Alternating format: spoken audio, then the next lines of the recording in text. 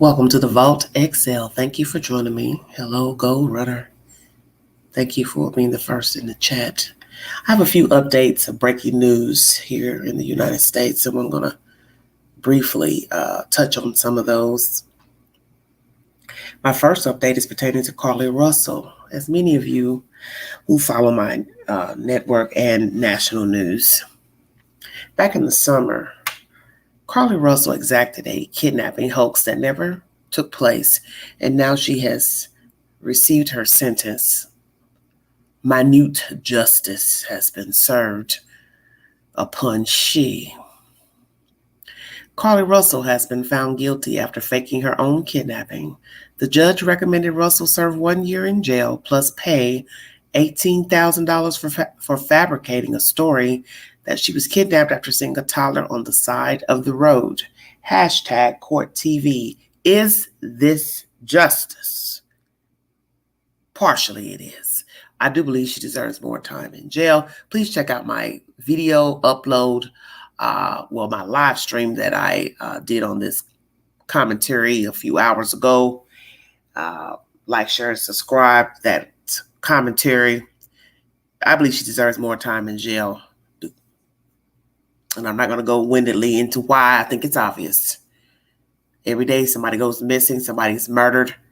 And this young lady wasted resources that could have been exacted for somebody in need.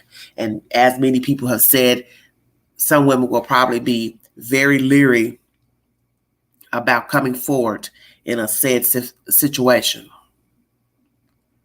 It's just ridiculous. Absolutely ridiculous. But once again, 1 year in jail, $18,000 restitution. And I love the picture of her where she's wearing her little glasses. And she, thank you, sweetheart, where she's looking like a little schoolgirl because she is a young lady. She's not an older person such as I. And as I said in my commentary, honey, if that's all you're upset about is some guy not liking you, what are you going to do when you get to my age at 52 and somebody doesn't like you? I guess what? You'll try to blow a building up? I don't know. I don't want to give her any ideas. But that's the said commentary. That's my first update. Thank you all so much for joining me. Jury finds Florida father guilty of locking up and abusing teen son. This is the boy in the box commentary that you've been hearing on Court TV, Law and Crime, and other networks. He has been found guilty, as he should. As he should.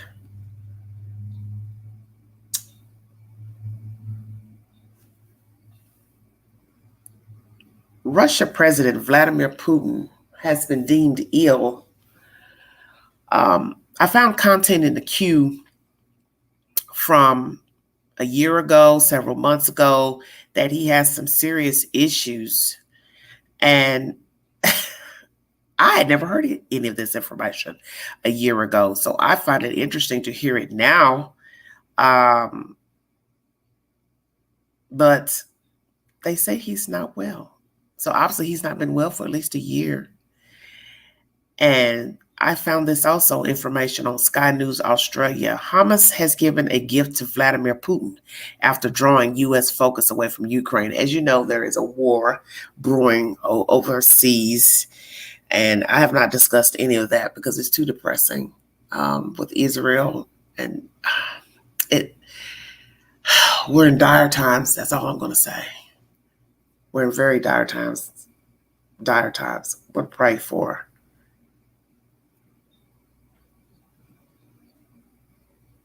Israel, Ukraine, Egypt, and everywhere else far between. Let me play something I found in a short. This should be very interesting. 1 minute. Let me see. He has blood cancer. There are rumors also that he has Parkinson. You can see him aging, you can see him being bloated, you can see him not being quite as active as he had been before. There has been no diagnosis, so we can't verify this. There are two ways of explaining why there are so many rumors circulating around Putin's health. One, of course, is political, if you like, that there are so many people around Putin now who realize that he has made this extraordinary blunder, that he's driven Russia into this catastrophic war. I think there is a sort of wishful thinking, okay, he might go, then we'll be out of this complete mess. The other, of course, is the possibility that he is very, very seriously ill. The fact that they are circulating, however, is politically significant. It is evidence of how brittle this regime is and how quickly it could unravel and how many people want him dead. So the rumors are that Putin has cancer. All right, everybody. That's the sad information. Well, does he have cancer? Would anybody care? Probably not. Probably not.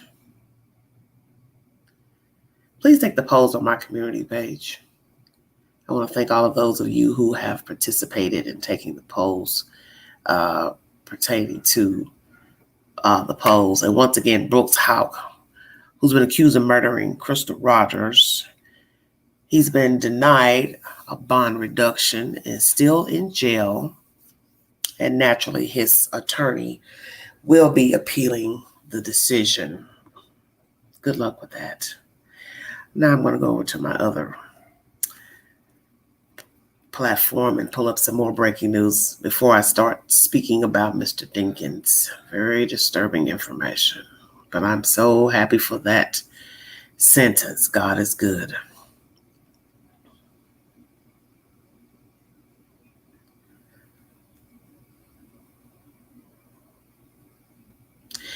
Jada Pinkett has revealed that she and Will Smith have been separated since 2016. They've had some marital woes, but as she said in the commentary, that she hasn't found a reason to divorce him. So what I don't understand is, okay, you're saying, well, we've led separate lives since 2016, but I haven't found a reason to divorce him. Very interesting. So what is the point, Jada? I don't understand. And all that mess with August Alsina a few years back, that was very disrespectful. That young boy coming out, putting all her business out on Front Street. Then this debacle a year ago with Will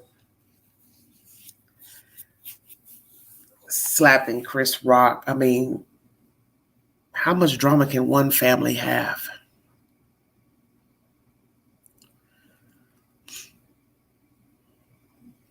But maybe there's some truth to what she's saying now. Well, we were living a separate life. That's why I was messing with this young guy. And then he went and told on me and put all my business out on Front Street like a little blabbermouth. Now just imagine any woman seeing this type of behavior from a man. You're already messing with a married woman, and you felt the need to disclose your entanglement. Her words. Why would you do that? If I was a woman, I wouldn't even want to date a man that talks. And that's what any woman should be leery of. Any man that would publicly tell your business. And a lot of men do this. This is childhood, adolescent behavior. These are things that young boys do, high schoolers do. Tell who they kissed and groped and had other sexual relations with. Sometimes they even lie on you. But to be a grown man and tell that you have been sleeping around with a married woman, you have got to be the dumbest person breathing. Why? That's for her to tell if she wants to tell it. Not you. And some people, judged Will at that time. Like, why are you with her?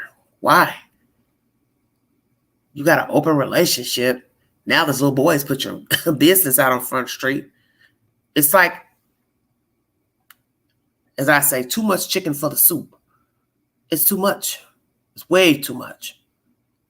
Some things need to be left alone. Government says they're weirdos. Well, people have questioned their parenting style. Boys wanting to wear kilts and dresses and skirts and all type of nonsense.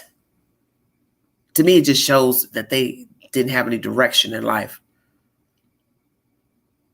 And possibly they still don't have any direction, because you have to ask yourself the obvious.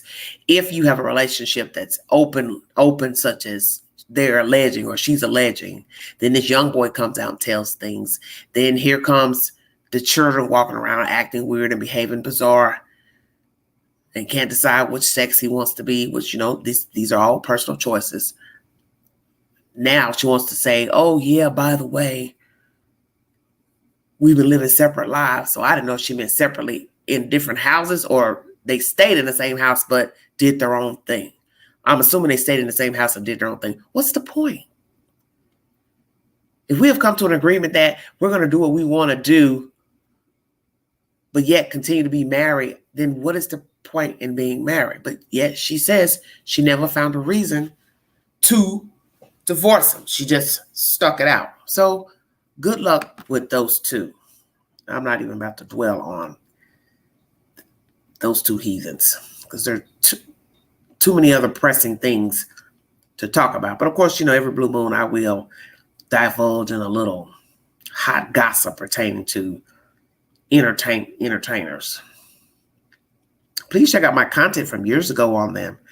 Mercy, did I give people the business? That's when I had people who didn't mind coming up on a live stream and giving their personal opinions on said matters. There's also an update pertaining to that implosion from last year. More presumed human remains have been recovered from the submersible. Just in case some of you have not heard the latest pertaining to that. More human remains have been recovered. Just bringing you said updates that I found. And I found this really wild story that I've got to repeat to you guys. This one is really funny. It's not funny depending on how you're looking at it, of course. If you're the person in the storyline, it wouldn't be funny. But it's funny how crazy people are, the things that they're doing. This happened here in Nashville, Tennessee. Okay. Nashville police arrested a man Sunday after he allegedly broke into a woman's home and hung out in her basement for a few hours. According to WSMV, the unidentified man was found by homeowner Colleen O'Connell Sunday morning while watching her TV. Per O'Connell, the man allegedly broke in through the basement window and was discovered during her morning routine. I got up about 6:30, fixed breakfast, read the newspaper, which curiously was already open. It had been taken out of the wrapper, and I thought, well, that's odd, O'Connell said. I finally said to her dog, let's go for a walk. I changed clothes, went down my basement steps, and I said, why is the door to my office closed? I opened it, and there was a man sitting there watching TV. What the hell is this man doing in my house? O'Connell shared that she screamed and ran to her neighbor's house. We watched the man leave my house finally, and Scott next door hopped in his car and followed him while he was on the phone with the police. Police located the suspect with the help of her neighbor. I encourage people to know your neighbors, and that's all you need to do because you know who you can depend on if you need help, I guess. Per WSMV, in addition to breaking into the home, the man stole cash and debit cards. Police recovered all stolen items. This story is odd. I've got to go back up because something's off here. Let's see. So he hung in her house for a few hours.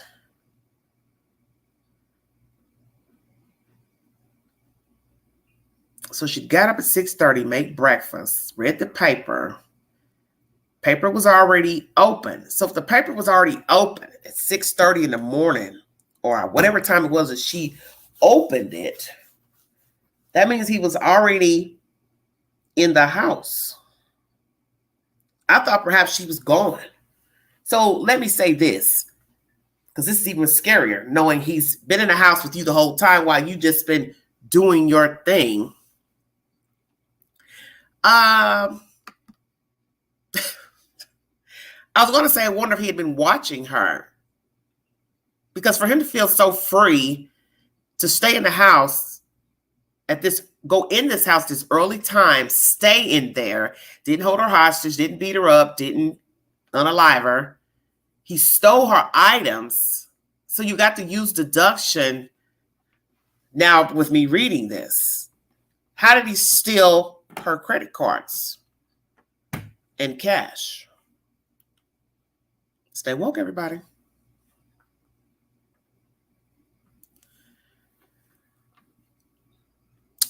How did he steal her credit cards? Because what you have to ask yourself is, where did she put her purse? I hope everyone's following where I'm going with this.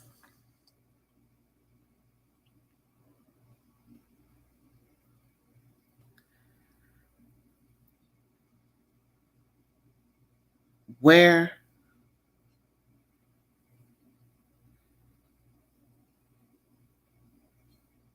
was her purse? Police recovered all stolen items. I guess you did. Because he just left her house. You all, and the neighbor watched and called you guys to come pick up this man. This is a very bizarre story. What is bizarre is the obvious. He hung around in her house and she didn't realize she had a visitor until she walked down into the office.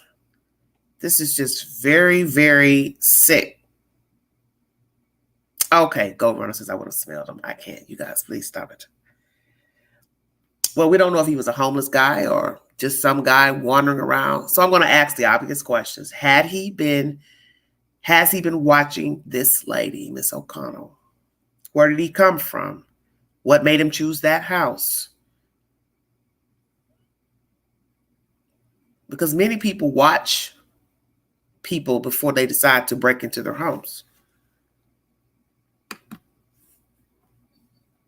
Was he just walking around bored in a neighborhood? It was a nice neighborhood, middle class, working class. What was it? Why no bars on the window or the thick glass? Because usually that thick glass is very hard to break. You could possibly hurt yourself if you were trying to break it with a foot or a hand. Stalker could be. What made him choose this house? How long was he in the house? Because she said she got up and the paper was already unwrapped. So now we know he likes to read the paper. So he's not a social media junkie. Shut up, Angela. Very, very interesting. Glad she was not harmed. Glad they caught him. Because what would have been worse, they didn't catch him and she would have been living in fear of the guy returning.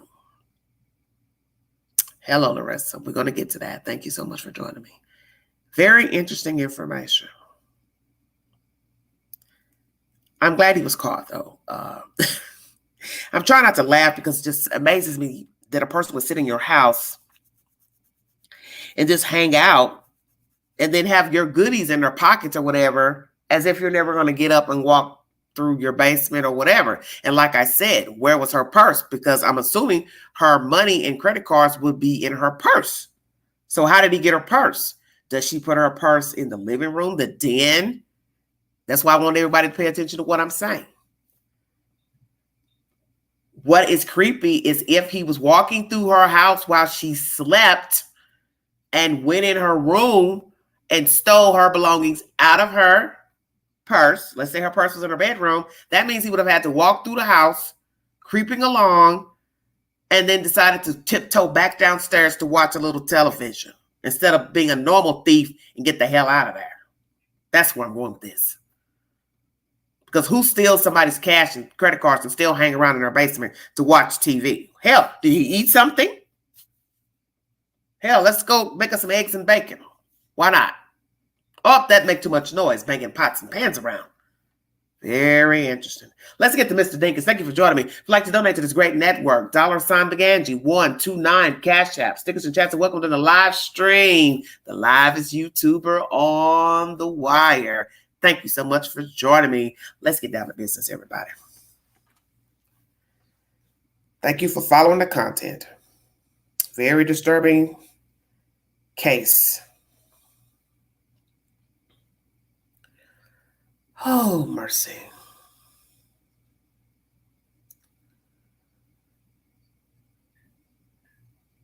Very disturbing. I can't even get my content out. This phone just won't stop.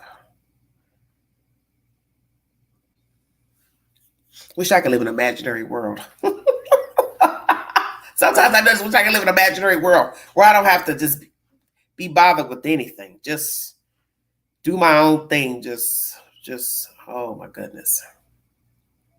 Pretend I have a different name. Don't be bothered. Before I go to Mr. Dinkins, I want to play one more update. And this is pertaining to Kevin Frankie, the husband of Ruby Frankie. They have now released the body cam footage of him getting the belongings out of the house. And I want you to listen very carefully to this sad information. Thank you for joining me. One moment, please.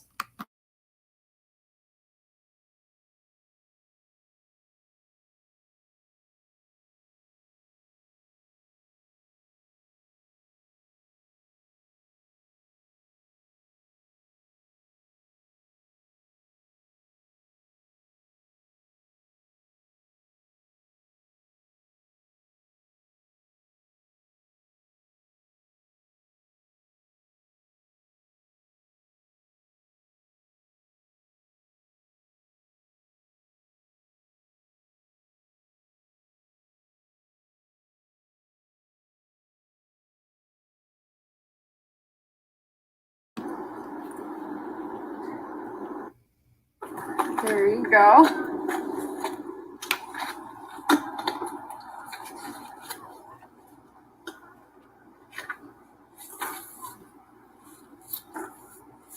Is it all there? Yes. Yeah, explain to me again why this was not robbery. Because it's a civil issue. It's you guys are family. She's been in the house before. You haven't been in the house in a year. She had interest in the items. She didn't take them with the intention to deprive you of them. So that's the theft code. We have to prove intent to deprive you of the items. And that wasn't her intent in having them. So the detective sergeant said that we're not going to charge her for anything. Okay. I'll have to do some more research on that.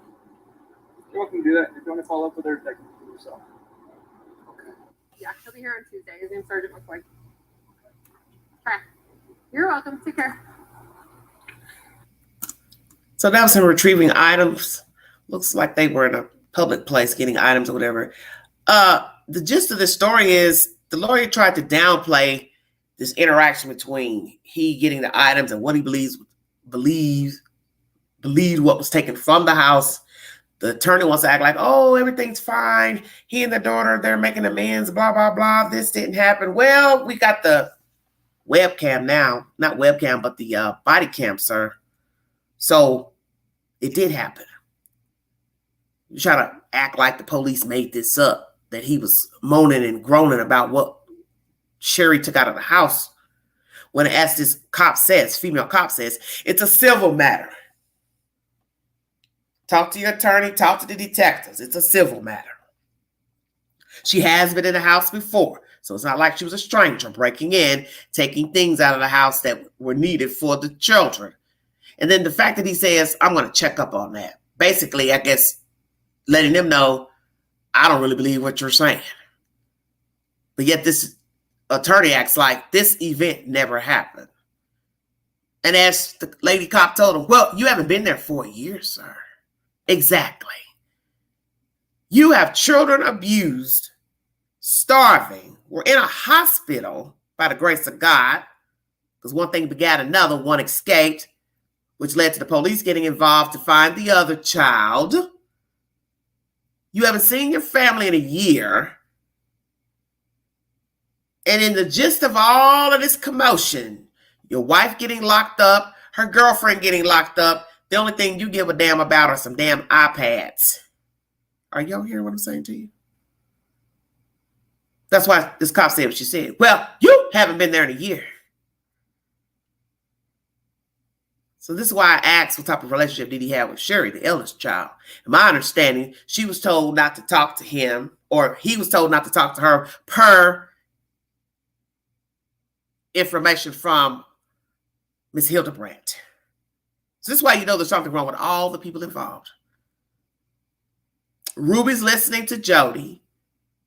Jody's telling the husband, stay away. He foolishly stays away, foolishly let one of their members stay in his house, in his new house, or place where he was living once he left the main house. We also learned that Jody was staying in the house at one time before he left. Don't you see this is just a wicked, wicked song and dance between adults who are all jacked up. It was the blind leading the blind. Now 2 blind mice are incarcerated and the third one's walking around like he deserves to have custody of children. Hell no. That's why you don't have your kids. The judge knew better. No way I'm going to give these kids to somebody who's been gone a whole damn year and allegedly was living right near them. So when you say he was living close by, what are we talking about in close by? 1 mile, 2 miles? Imagine that. A man leaves his family to only live, let's say, a couple blocks away, but never visits because he's listening to another woman tell him what to do with his marriage. I want you all to think about that for just a second, how stupid this story is. The ignorance of 3 adults. Now these children in state's care or with Sherry, I don't really know. But I know they don't belong with Ruby and they do not belong with the husband. Because something is off. It is fishy. It's a very fishy story. Because you can't explain that logically to a human. What would possess you to want to allow a woman, counselor, to move into your house, number 1. Number 2, have her talk you into leaving the house. Your wife talked you into leaving the house. You have no contact with your family and children for a whole year. Then you move in one of these connections counselor also into your other new place. I don't know how long that went on. When was the last time you actually had a conversation with Jody or a counseling session with Jody? All of this is BS. And then we've got the Mormon church hanging in the background. It can't get any creepier or diabolical. That's why I said this is just a Daybell all over again. The only thing is we don't have any dead children. But guess what? Had somebody continued to starve to death, oh, we would have some dead kids. And you can bet your bottom dollar you would have never heard a damn thing about those kids. That's my commentary, everybody. Mr. Dinkins. Woo, what a dirty, dirty bird. Local 4 News is the source, everybody. Life in prison without the possibility of parole for the kidnapping and murder of Breasia Terrell. That sentence came down today at the hands of a Scott County judge. It's tonight's top story. Henry Dinkins came into the courtroom shortly before 2 this afternoon for his sentencing hearing. Emotions ran high inside and outside the courtroom. Fox 18's Linda Cook reports Breasia Terrell's mother wanted answers from Dinkins. Aisha Langford walks to the witness stand. Her journey for justice for her daughter Breasia takes another significant step as she speaks directly to the man headed to prison for life for Breasia's murder. I have a number of questions for you, Henry Dinkins, surrounding that night that played through my mind every day. Did she know me? Was she scared? Did she see those gunshots coming? Did you shoot her while she was trying to get away? Did she scream for help? Did she beg you to stop? Did you see in her face when she realized she was shot the first time? What was her last words? Her statement coming shortly after Dinkins himself spoke, blaming the system. To be honest, I was already found guilty before this case and trial already began. I can see it as racial profiling behind my background. I'm saying this because how everything played out from the beginning all the way up to now. I contemplated over the moves that the state used to hinder my character to fit their benefits. Outside the courthouse, Aisha Langford still emotional and angry at Dinkins. Like, I want to get up and punch him in the face because, like, I dare you, tell those people one thing when, they were out here on hands and knees looking for my daughter that you left out there, shattered out there, just scattered all over there on hands and knees looking for her. And then you could just tear him apart. Dinkins was led out of court while his attorney told Fox 18 News he plans to file an appeal by the end of the week. Linda Cook, Fox 18 News. There are 2 things still to come for Aisha Langford. She still does not have her daughter's remains. The state medical examiner held on to Breasia Terrell's body during the trial. Langford will arrange for a proper burial when she gets those remains. She's also concerned about her son, who is fathered by Dinkins. In the words of Scott County Attorney Kelly Cunningham, the son completely derailed after his sister's death and his role as a witness in the case. Derailed. What do you mean by derailed? He's wayward. I think we already know that from listening to his testimony during trial. He was very combative in his testimony. He's probably very angry. Very, very angry. Bitter. I'm the product of this thing that killed my sister. I was there the whole time. Running around in the night from Walmart to this place to that place, the pond with this thing. So did he actually see anything at the pond where the daughter was shot? What did the boy child witness? Because I'm kind of confused. What did he see? I want to feel bad for her, but I can't. You knew he had issues. Why you didn't get your child? Should not agree to have your son spend time with proper supervision anytime. Yes, and I pondered this today. After I did the live, when I was out today, I said, I don't want to be harsh on her, but then how could I not be? Because at some point, before the child went over there, before both kids went over there, she knew what he was about. She had to have known about the criminal record. And you had to have known what the criminal record was. And I got a feeling you have been known when Breasia was an itty bitty spider. See, that's where I have the problem. Because you're in an interview saying that. Oh, what I learned about what he did and all that time he spent in jail, but the part you left out was when you found out he was a criminal and what his charge was for him to be in prison. And that reporter should have said, what do you mean by that? Well, when did you find out he had a background? What is the background? See, sometimes reporters don't want to ask those really hard questions because of the severity of the crime, which is a man violating a child and then murdering a child. So it's like, we don't want to throw salt on the wound to her. It's just like Cal City, same thing. Court TV interviewed the baby mama, the mother of Cal City boys. They didn't want to throw salt on the wound to just dig down in there. Well, why were your children taken? How did your children get into care of foster care and to the West and so on and so forth? But every story has a beginning, and a lot of people, I've said this 1,000 times, refuse to want to acknowledge the start of a story. You can't just jump in the middle and try to cover up everything from the beginning. The beginning is how we got here to have a dead kid in the first place, because somebody knew this thing like messing around with babies. This ain't his first rodeo. He molested a child at 18, so I would use deduction he's possibly been molesting kids. Most children who molest children were molested. He probably was molested as a child.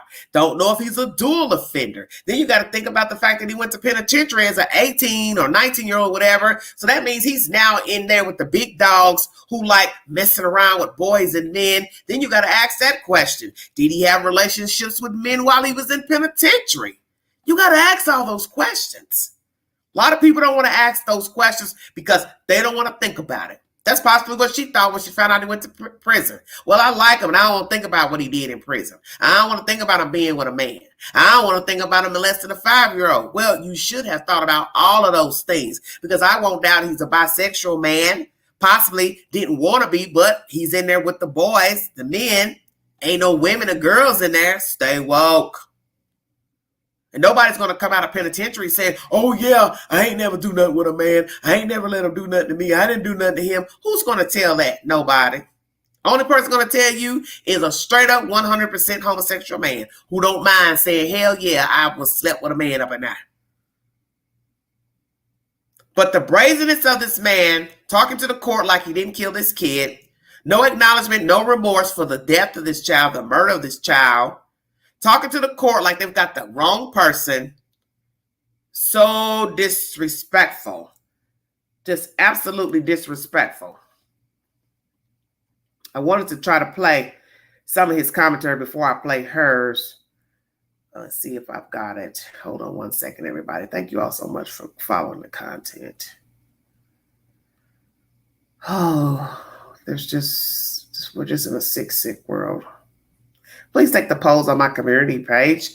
They're pretty winded, but when you get some free time, If the questions if apply to you, any part of your life, just take them. Nobody knows it's you, except for that username you use, of course. But take the polls if you like. Thank you so much. I like to see how people think. So that's the reason why I put the polls up there. Hold on one second. I want to get the bits and pieces of his court commentary.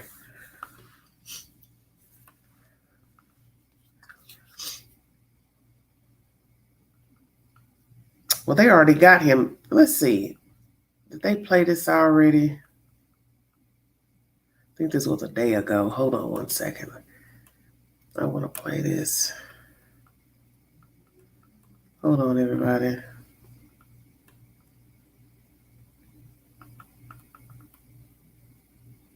Hold on one second. I'm trying to see how long it is. If it's too long.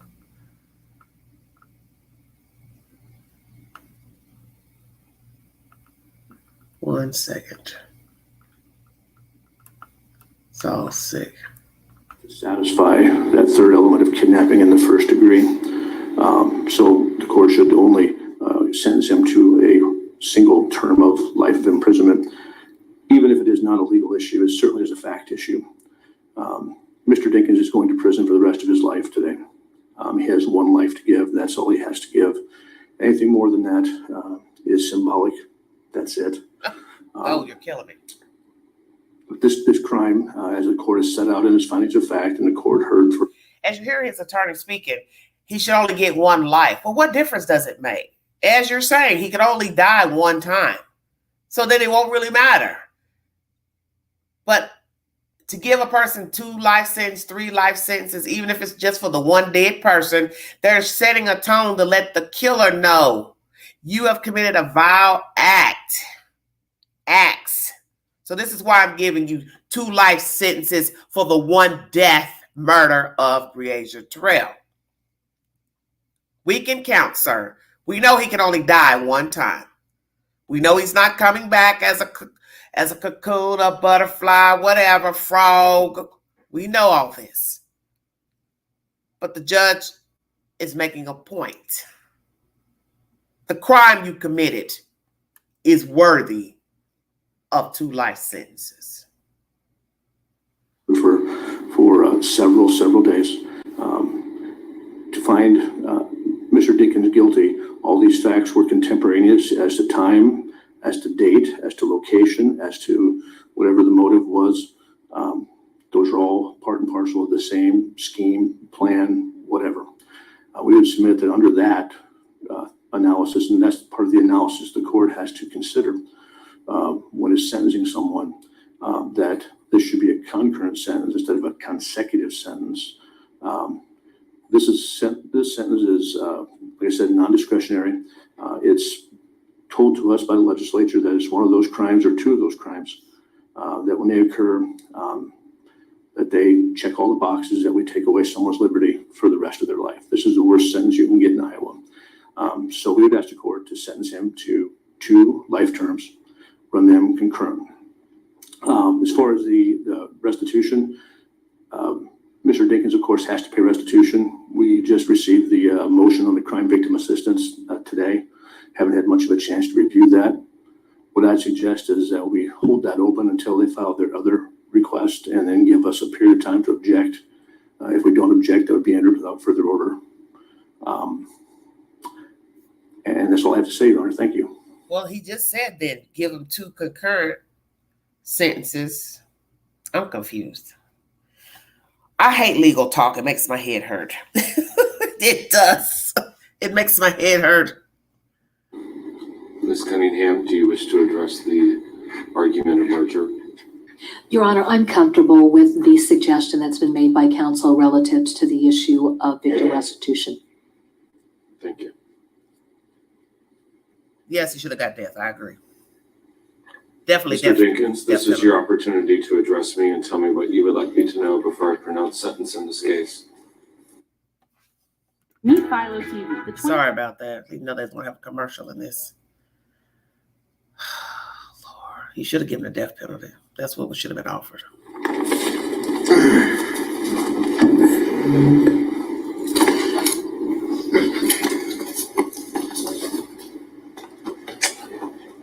are you supposed to do when you're told you can't even speak in court, especially when you see and know something ain't right? Logistically, it's like having a gag order, which prevents you from addressing the court with any of the issues.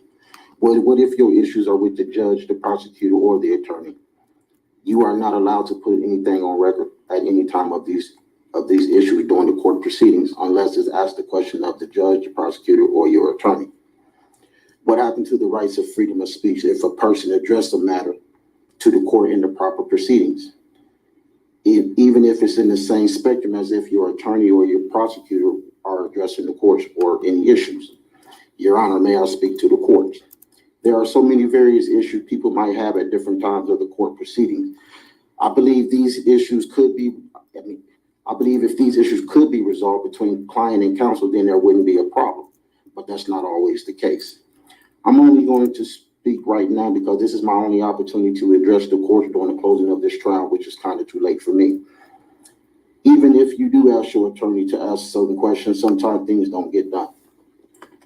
I have a speech that I would like to address the courts with if the judge allowed me the opportunity to say the following. Let me address the facts about everything regarding my case. First, I want to know if I can quote case numbers or just saying the same, either or would be fine to me. Where is the justice in the judicial system, and how do you beat a system that is against you that's not playing fair? When I was in Clinton County Jail, I remember 2 detectives coming to charge me with this case. I remember the female detective saying, we're going to make you look like a monster when this is over. That statement was made during my initial report. Who is they? That's the $1 million question that will arise a little later further in this reading. I'm only going to speak facts. To be honest, I was already found guilty before this case and trial already began. I can see it as racial profiling behind my background. I'm saying this because how everything played out from the beginning all the way up to now. I contemplated over the moves that the state used to hinder my character to fit their benefits. First, they blast my name widespread coverage, negativity nonstop on the news, in the papers, and all over social media, and even on posters. This made me vulnerable towards animosity towards the public and guaranteed people to have a bad image of me in their thoughts. So if I chose a jury trial, this pretty much polluted their thoughts about the type of person they wanted to image me as. And all this went global for their support. Now I'm guaranteed not to get a fair jury selection for trial. And even if I chose a bench trial, it would be sealed with a guilty verdict. So where is the equal liberty and justice in the system when you're being railroaded? By the police, the detectives, and others working hand in hand. It really don't take no rocket scientist to see through this magnetic picture. Through these series of events, I know I've been railroaded, so either way, the state had the odds in their favor. The state produced 900 exhibits offered into evidence. I can honestly say I've only seen 35 exhibits before this trial, but I was given 665 exhibits during trial to have for my records. I never had the opportunity to look over 90% of any of this for preparation for trial, but this includes footages as well. So this is what the courts had to offer me. All this was new to me during trial, but I believe the 700 exhibits offered was the shortcut. I believe there are others that the state didn't provide, allowing a definitive preparation for trial by deception by deception. So once again, where is the equal injustice in the judicial system when you're told you can't speak, especially when you see the state ain't playing fair? I do remember being transferred from Davenport to Clinton County Jail behind the bad publicized coverage. I remember a couple things taking place while I was being there. First, I asked for a change of venue behind the negative news. I also made the comment, man, they're never going to find it because it's been quite some time.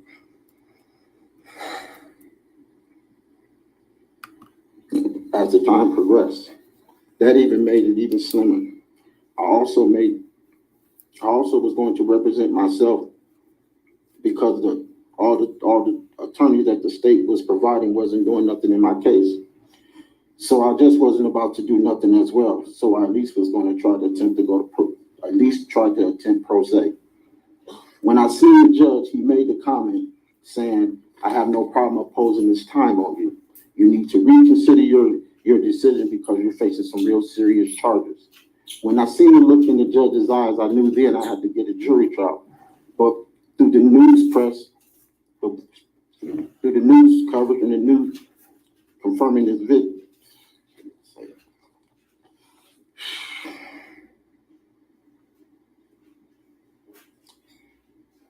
I know I had to get a jury trial, but through the news press coverage confirming this verdict with the high profile in this murder case. So my chances of winning even with a jury trial was slim, and if you don't have the right attorney, it's even slimmer. I was told by... Do you hear him huffing and puffing and sighing like he's upset? He's getting stumbled in his words. Dinkins, nobody gives a damn. What the hell do you have an attitude about? You just violated a child and killed a child. And you're sitting here in court like you've been done wrong. The judge already had in his mind what he was going to do, blah, blah, blah. You didn't have the right attorney. You mean you didn't have no money for an attorney? That's what you mean.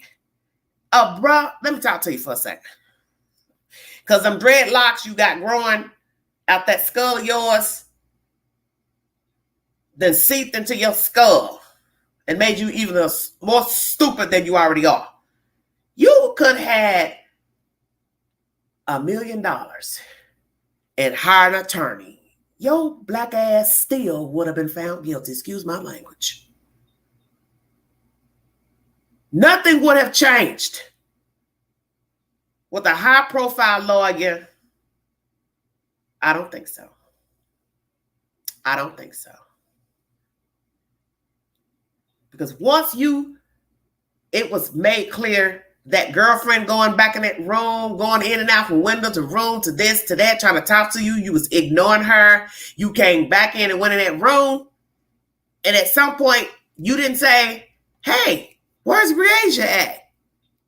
It was sealed right then. Maybe we need to jog your memory back. When you went up the stairs, as this other YouTuber calls him, Ham Hock.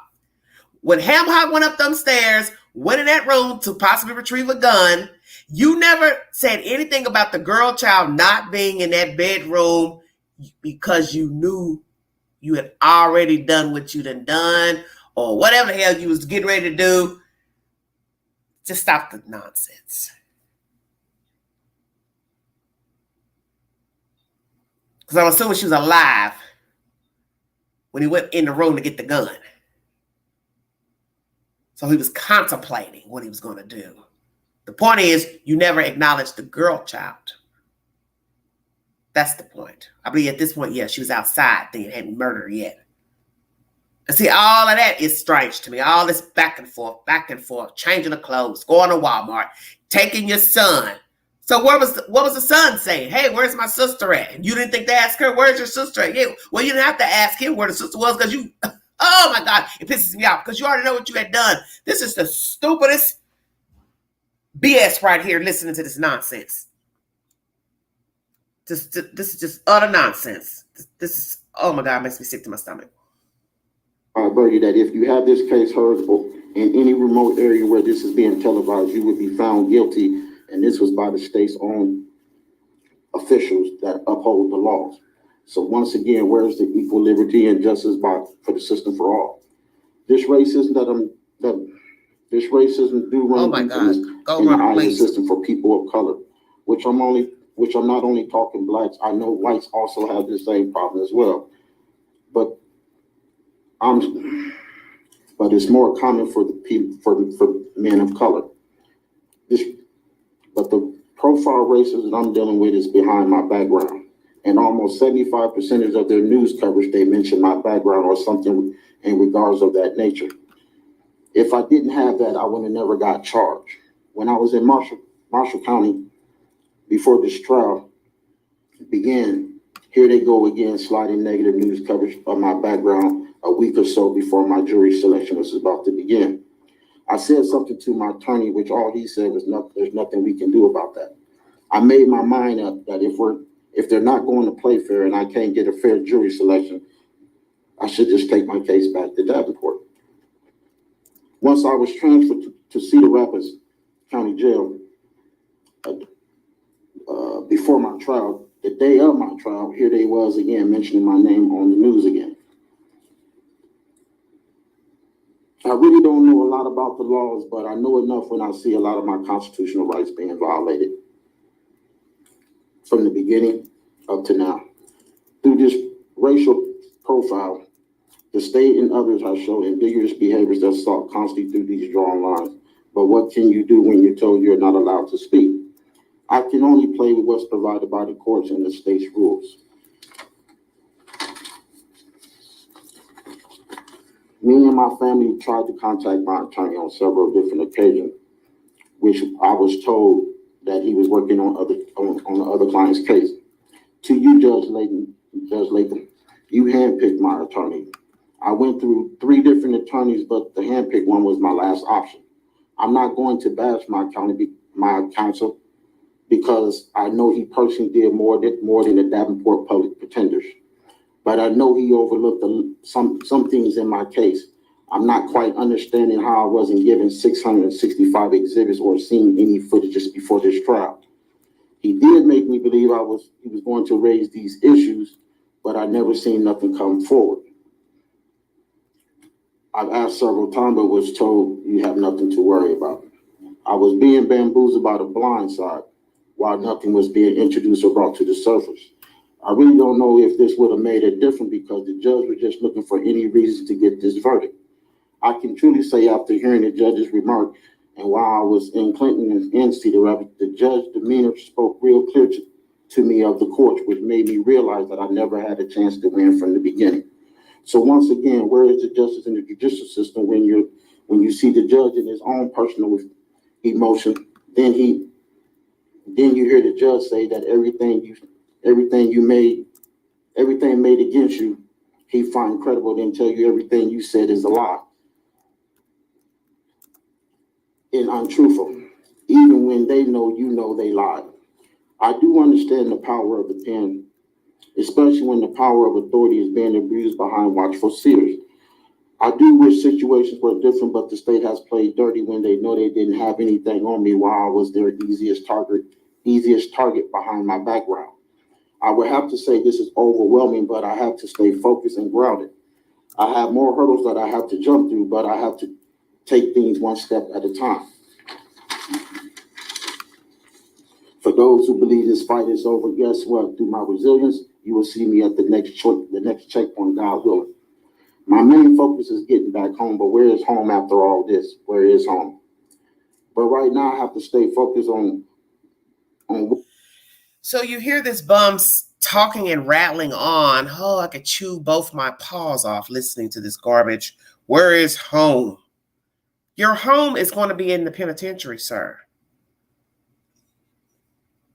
You didn't have nothing but a trailer when you were free. And it's not to judge anybody that had a trailer. I don't even think it was a full trailer. I think it was a little trailer on wheels, not even a full mobile home. But nonetheless, you were living with her. You didn't care anything about that trailer. You didn't care anything about nothing. Because I won't doubt that when you got released from prison, you were dilly-dallying around with children then. Just hadn't got caught. Nobody said any damn thing. This man is something else. This thing. Because he ain't no man. He's a thing. And what's more important, I'm only able to play with what's provided by help from those who are watchful seers as well. I know the court has played unfair towards me. I played this scenario numerous times in my head trying to figure this out, but I keep coming up with the same answer. You never had a chance from the beginning. So I say this to you, Judge Layden. What if you wouldn't have never found me guilty and found me innocent? What would have been the outcome from their perspective? Everybody have to report to somebody, but God is God is the final ultimate judge. I do forgive those who made bad judgments against me unknowingly. Oh, Never wow. once have the courts asked me about anything of the clothing or the shoes or during any of these allegations. I honestly believe that these items are not important, but it was just giving the state more ammunition to point a finger negativity towards me. Just like me not opening Andrea's door with my key to allow the police to walk into her residence. I don't have them rights for that. I don't pay no bills at her apartment to allow anyone access to her place. I didn't give no approval for her place for that. I didn't give no approval for a place that's not my place of authority to do. On the footage, I told. Now, Ham Hock. Now stop the nonsense. You want us to believe that you had nothing of value at her apartment. Really?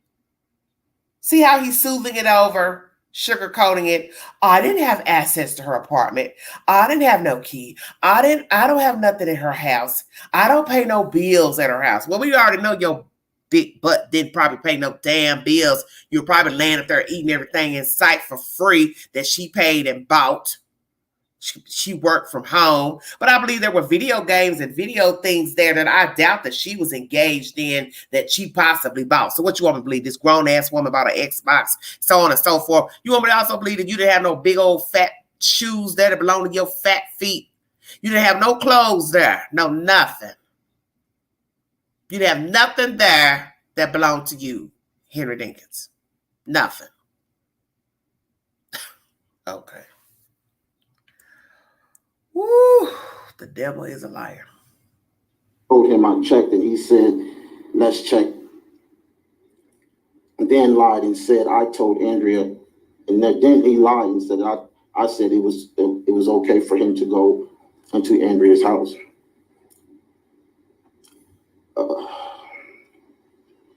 He's so but frustrated. I will have to say the video do speak for itself. I will have to say there was one person's statement that was consistent from the initial report to deposition to trial, and that was Miss Gardner, Aisha's mom. I do recall her talking to Aisha before I left with the kids, or I would have never left with either kid. I'm still stumped about 900 exhibits plus. So now he's saying that the grandmother talked to Aisha. I would have never left with both the kids. Well, I don't think that's accurate unless one of you all is not telling the truth. I guess it doesn't really matter. The baby's not here. She can't tell us what was said. And it's differences of opinions of what the boy said happened that night, that day and into the night. But allegedly the grandmother, the little boy was doing the orchestrating on who could go where. He was the one that wanted the sister to go. The sister wanted to go. My understanding, the sister went on and left anyway after she was told by the grandmother not to go. I think the grandmother, if I'm not mistaken, called after the little girl had already left. Or is that true? I can't remember. It doesn't really matter now, does it? You're trying to sugarcoat every little event when in the end, you are the orchestrator of how this child came to be dead.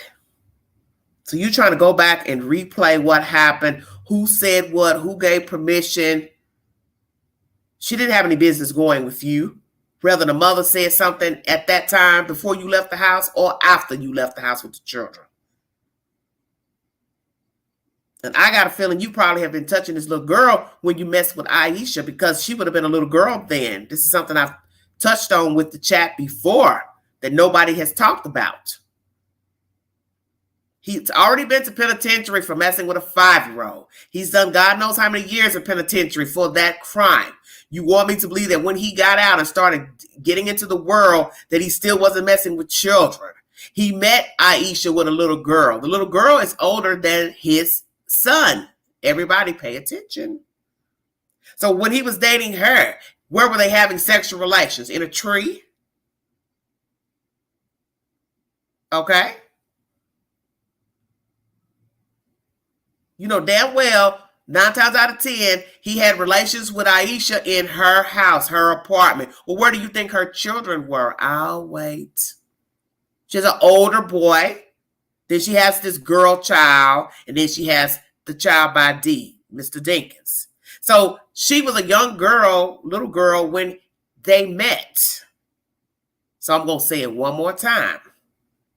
Where do you think Breasia was while she was entangled with Mr. Dinkins? They all were in the same damn location.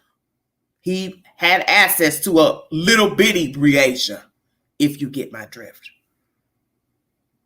Oh my God. And I'm saying plus because I've only received 700 and the state knows that the ones that would have set me free, they used deception and sabotage. Hello, bro. But made a mistake by giving me 665 exhibits during trial to go through and to cipher through after trial. I know I was given 665 because I counted them, which I've already had 35 before this trial, and which gives me 700 in total, except for the ones I gave my attorney when the state moved them exhibits to move things into mobile to fit their exhibits. I need that letter back, Chad, if you don't.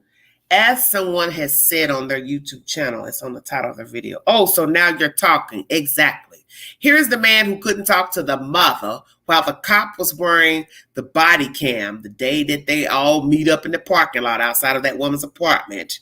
She's upset. She walks off. He gets upset, walks off. It was the most baffling scene of people supposed to be concerned about a little girl. And I looked at both of them and wanted to whoop both of their asses. Your daughter is missing and you sit up here walking off. Now, I'm not going nowhere. I'm getting ready to storm the gate on this property. I'm going door to door asking people, have they seen my child, until I cannot knock on another damn door. I'm going to the property manager. I'm going to everybody. When I get done, you would have known my name. You don't walk off because this fool here can't give you the information that you want. That's what I think probably puzzled many people who watched that body cam footage. And the cop is like, hey, where are you all going? This isn't a way to behave. We're trying to find your child. This is sad. The cop is sitting here playing DHS worker / therapist with two people, the mother and the perpetrator. You can't make this stuff up. Now he's in court, or was in court, trying to decipher and break down every little event that happened from when the cops came, to the phone call, to how the girl got to the girlfriend's house, to what they didn't show him in court. And you see how he's laying it on thick? Oh, they got all these exhibits and 900 something. I ain't see but 30 of them. And what was you gonna do with them, Dinkins? Get a jolt out of looking at what you done to a little girl? What was left behind? You sound like a fool. Well, you should have said something in court. Hey, where are the rest of the exhibits? Hey, I want to see all the pictures. Why are you waiting till sentencing to decide you want to talk about what wasn't done properly during trial? You must know Jacqueline West out there in California. Maybe y'all been writing love letters to each other. Everybody want to wait till a sentencing to decide to talk about what wasn't done properly in court. Oh my goodness. Say what, honey? Yes, it's just a prayer. I haven't seen anything like it. But this is what they do. They try to nitpick everything that was said and done from the moment the crime started. Knowing they've killed the person, but they want to nitpick and try to chip away at every little thing as if it's somebody else's fault. It's horrendous. Don't mind the one that I gave you pertaining to Aisha. If I had 120 footage of video with 80% showing nothing, I can make a story up about any vehicle or make anything appear where I want it to be, especially if I'm able to take what I want to produce and the rest of it. produce the rest where, let's see, my bad. Look at him, confused. This is a fool. Okay, and not produce the rest where nothing else is being presented, but what I want the world to see. I know that. Oh, so now the state has just produced photographs of him and the boy and all this in cars and Walmart and made up a story. This is what he is saying. He's basically saying they've taken pictures and this and that and made up a story of him being out at that time of night. That they fabricated this. That's what he's saying. That they took this and this and this and put it together and put together a tale of him and the timeline of him murdering his kid. That's what he's saying. But ain't nobody just put nothing together. It evenly put itself together because you killed the little girl. That's the point. Everything you did, Dinkins, from the moment you went to the house to pick up your son and the little girl came tagging along to whatever happened with you all, eating, slumbering at the house, to you leaving the house, the little girl outside, or whatever you went and did with her, then you came back to get your weapon or whatever. That's all what you did. Nobody made that up. Nobody made none of that up. I refuse to believe the girlfriend made up she saw you outside and saw the little girl outside. The little girl never came back. You came upstairs, when someone got out the closet, she tried to talk to you, you wouldn't talk to her, then you left. Then you came back with different clothes on. How's that made up? The clothes you had on, it's in what? Footage of you in stores and stuff? The same outfit you had on that you changed and all that? The white man that saw you to help you get out the ditch? So everybody's alive but you. Recognizing the car that he pulled out the ditch. Why would this man make that up? The little boy telling the court he saw you talking to these people, the fishing pole situation, all that is just what? All fabricated by the state. No, that's not fabricated. That's what you did the morning of the murder, sir. And now you want to sit in court and try to act like the state just went and made up all this stuff about what you said to this person and what this person said to you, what you were wearing, how you left the house in one set of clothes and you came back to the girl's house in another set of clothes. The state made up all the stuff that the little boy said he saw you do and messing with the phone and the battery and the Caucasian man that saw you and helped you get out the ditch. Everybody has made up a story except for you. Now, what are the odds of that?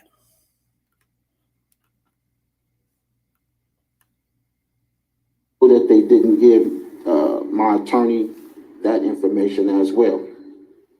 I'm the one who said that I went to the quick shop, which was used against me. I'm the one who said that me and my son stopped by the mobile, which was used against me. If I would have got on the stand, you would have probably found a reason to use that against me as well. The only reason why you didn't use my son's statements saying he seen me kill his sister, it would have made every lie truthful. It would have made everybody lies untruthful, which you couldn't have that. So I say once again, where is the justice and the equal liberty in the system? Why wasn't Andrea's initial statement video played? They played mine, they played Aisha's, they played DL's, and they played Jared's. I know the state, I know and the state know that Andrea's initial video recording says something totally different. That's why they didn't show them contents or produce that video, which I'm not quite understanding why my counsel didn't bring that forward as well. Because I believe your girlfriend, Andrea, had different versions of what she said. That's possibly why the state didn't play it. Henry Dinkins, you need to stop. You should, Lord have mercy. I can't. It's been said that she changed her statements. Because I believe she's like a lot of women. She was upholding you once she realized what the hell was going on. Okay, they're asking too many questions. Okay, where's this little girl? Okay, I never saw the little girl that night. Okay, I tried to ask him about the little girl. He wouldn't talk to me. She was putting two and two together even then when everything was unfolding, before the police even got involved. But I believe she was upholding you because she has feelings for you.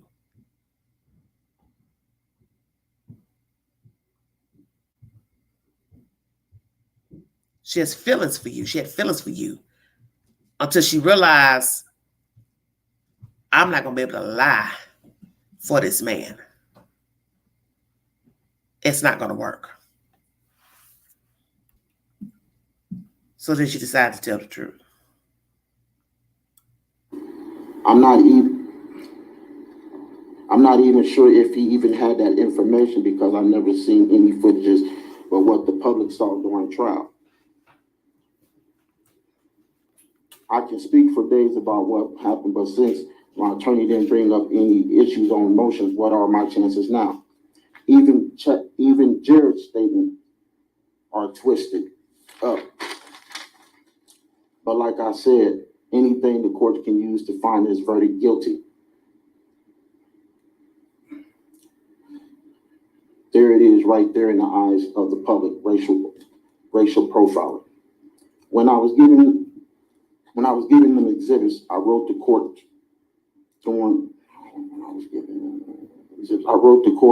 during this trial saying with urgent attention, quoting case documents, law from the Iowa Law Book of Iowa Rules of Criminal Procedure, stating the following item and its reason, but once again, it was overlooked by saying, I'm going to give both parties that information. You have to talk with your attorney. I know I'm not allowed to put case numbers, but I sent the statement of the following items of evidence in possession or control or necessary for preparation for the defendant to inspect copies, photos, or exhibits that the state intend to offer into evidence at trial or belonging to the defendant. From the law book, I sent consequences of failure to make disclosure of discovery, failure to disclose supplements or of early responders to admit, failure to disclose or supplement. If a party fails to provide information or identify a witness as required by Rule 1.5, the party is not allowed to use that information or witness to supply evidence on a motion or at a hearing or at a trial, unless the failure was substantially justified or harmless. It also says, if in disclosure of expert testimony, if a party must disclose to the other party of any witness, it is also expert testimony. A party must disclose to the other party identity of any witness the party may use at trial to present evidence under rules of evidence, saying any exhibits that will be used to summarize or support the opinion. I also sent grounds for vacating or modifying judgment and material evidence newly discovered which could not be reasonably diligently have been discovered and produced at trial with official comments and Act 1943 federal practice. I'm only able to do what I can just to be rejected or overlooked once again by everybody.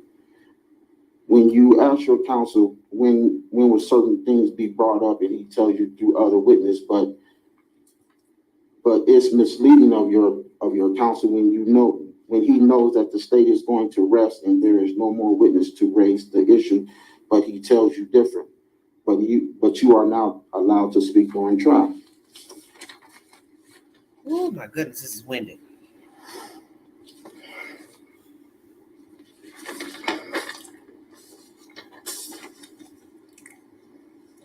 My dearest son, you know I love you with all my heart. I know everybody distorted your thoughts where you're trying to figure things out in your own head. I'm sorry that you had to deal with all this abuse from those who made you lie about all these stories. Wow. I know you remember me, you and Bree counting money on the mattress up to $2,000. I was so proud of you because you was a fast learner. I know you are mad because you believe I lost your sister, but guess what? Your dad ain't mad at you behind the lies. I love you more than the lies. I know one day you will tell the truth, but even if you don't. So now he's saying, I'm not mad at you for what you said. Basically saying the boy's a liar, but I'm not mad. You have got to be the lowest form of flesh. And I'm sure there are many out there just like you. We're definitely not going to say you're the only one. Your son acts out now because of what you have done and what he witnessed on that fateful morning, Mr. Dinkins. And for you to sit in this courtroom, putting on these theatrics of what happened that day and who said what, Now you want to talk about you were counting money with Breasia and your son, $2,000. You're so proud of him that he can count. Well, let's ask you this. Where did you get the $2,000 from? How about that? Yes, deflecting from the facts, exactly. Where did you get the $2,000 from, Henry Dinkins? Ham hock. What job paid you enough money for you to count out $2,000 to the decedent and your son? And we weren't there to see what you counted out. I don't know what you did and didn't do, but I do believe you harmed a little girl and you murdered her. And all this, what you're doing now, putting on, is for theatrics. You ought to be ashamed of yourself. You don't, I'll still love you regardless. Miss Culberson, I also respect your initial report and your deposition, but somewhere along this course, your whole story changed like 360. I'm not sure what took place or what type of situation you might be in, but something made you spiral from out of the normal. You know I've never been violent towards you or showed any aggression. I've only been protective of you. That's why I was kind of surprised by the statements you made, which kind of had me thrown off the loop. Just please give my things to my family, and I'll leave it at that. Aisha, you said something in your deposition that caught my attention. You said you wrote me 15 letters from the beginning of this case. Well, it's sad to say, but I believe I might have only got 2 letters that slipped through the crack that they didn't catch. They took them letters before I even had a chance to receive them. That was their intentions, to have you turn against me. That way it makes it easy for them to point a finger. I even gave this letter to my attorney. But the only time I was able to contact you, and that's when I was in Clinton, I text you. I know you remember because you kept asking me, who is this? I never said who I was. I even text your mom number as well. I would have to say your initial and depositions are totally different from your trials, straight the opposite, which I know them people played a factor as well in that.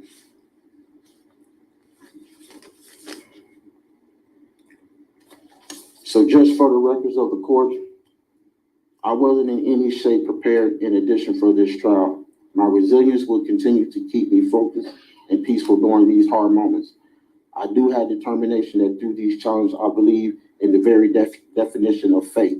My faith ignites hope in my heart to overcome these trials and tribulations. Right now, I'm the underdog rising through these misfortunes. I have to stay strong through this predicament. Did you hear this, Negro? The underdog rising through these misfortunes. Well, let me think about that for just a second.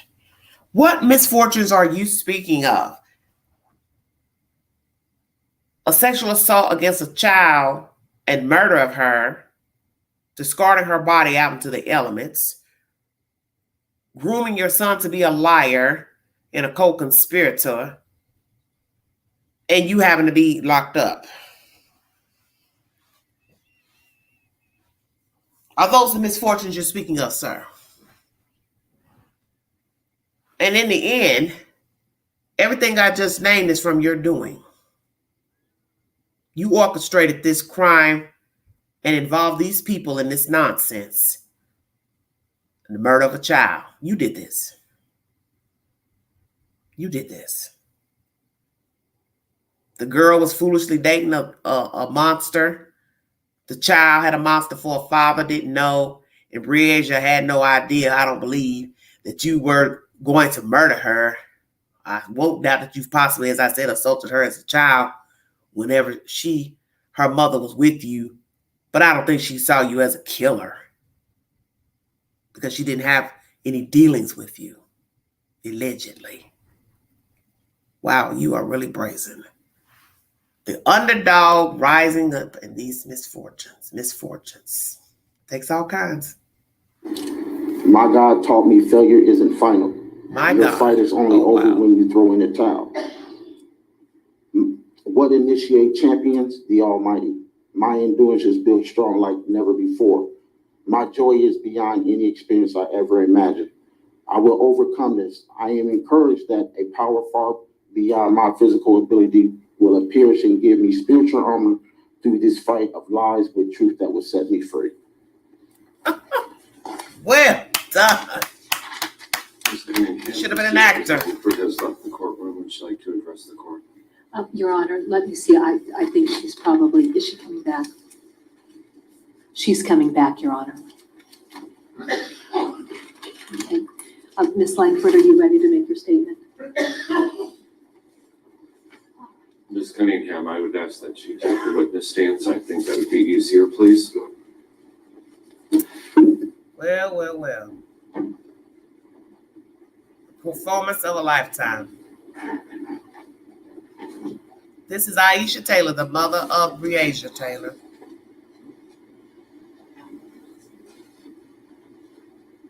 There you go.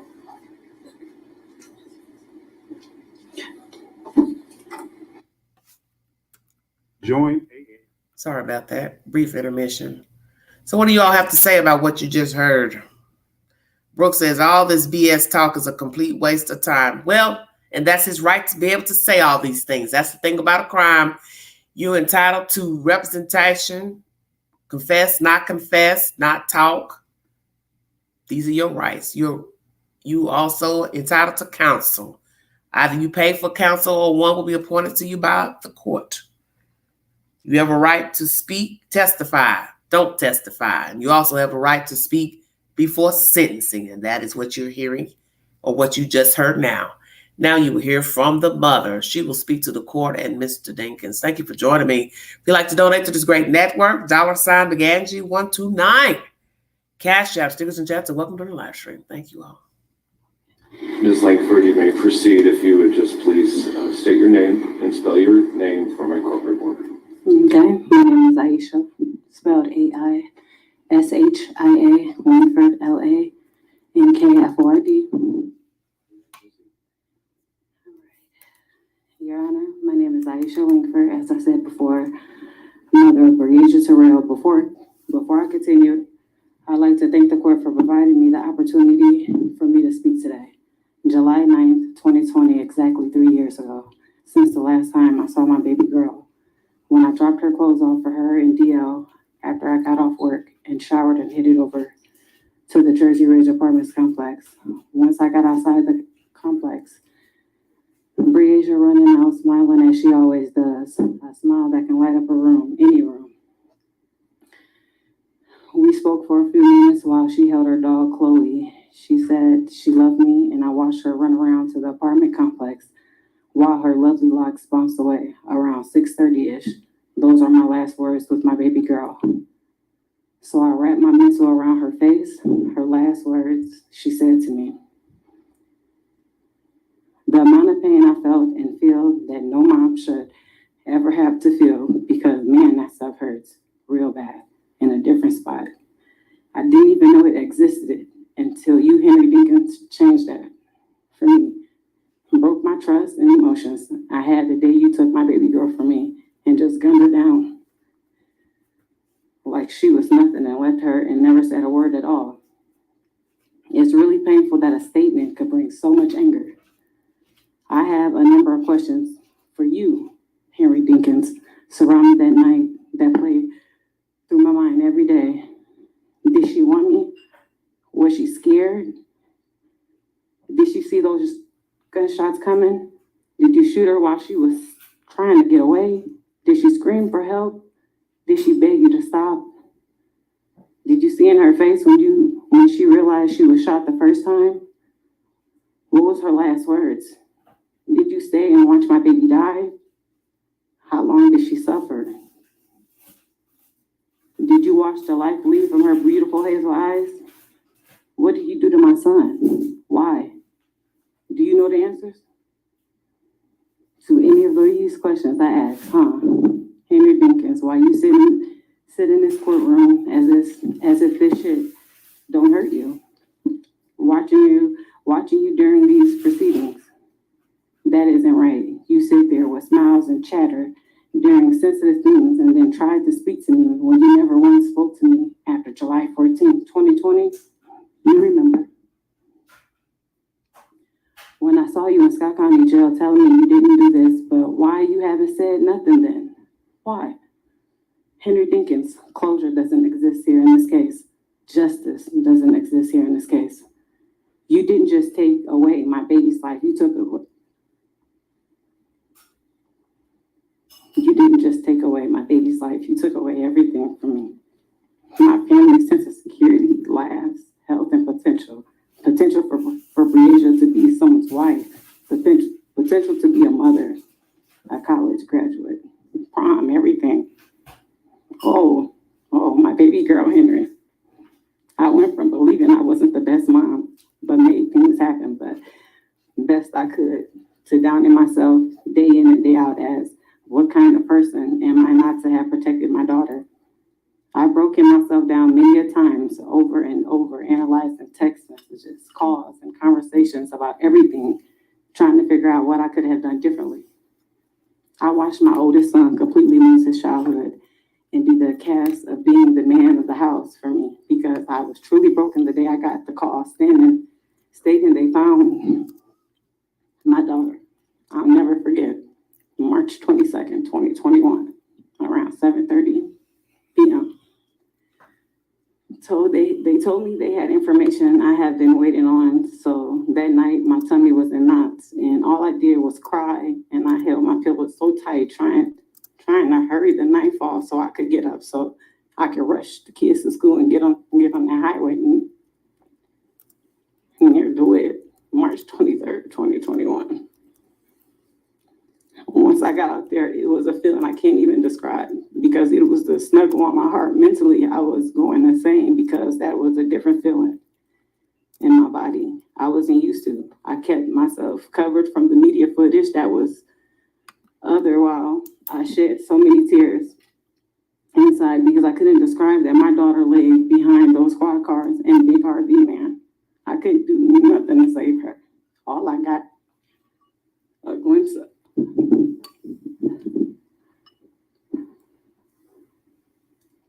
All I got was a glimpse of a damn blue bag, man, that crushed my whole soul. I promise broke me down and still am. And my son commit to every hurt need I need and still does.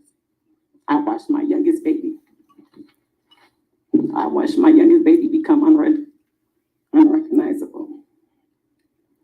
At times, with the amount of anger he sits and holds to from this trauma you put him through, he's so hurt, he has no idea how to even understand or even cope with the loss of his best friend, partner in crime, his sister, who helped him through so much of his life. He will too overcome this and gain himself back and be somebody. He will not be what you have put him through or even made him sit through. Amen. We are suffering from so much with anxiety and depression at the top of our list. I can't work at times because all the trauma on top of the world of things I encounter at most jobs, the social media crap, pushed me into a shell I haven't been able to shake quite yet. Our lives changed. 3 years went past us with no stops, right before our eyes. And here we are in this courtroom seeking the justice she deserved so she could be laid to rest properly. Still yet, this all feel like a movie. I haven't changed the channel to because this can't just be it. Like, that's all.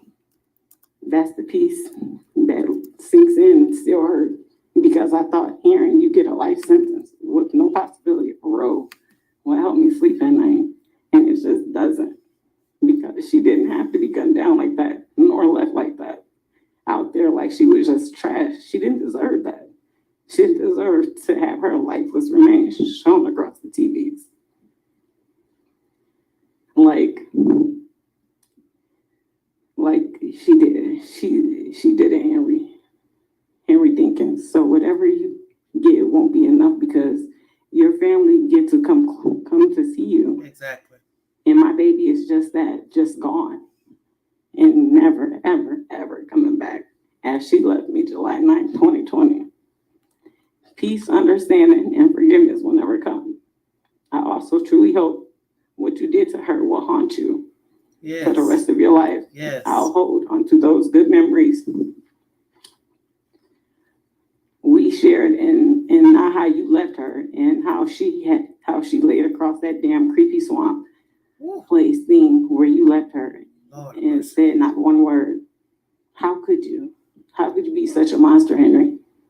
I am thankful for the justice for Breasia Terrell and my baby boy. Amen. Thank you. Woo. Wow.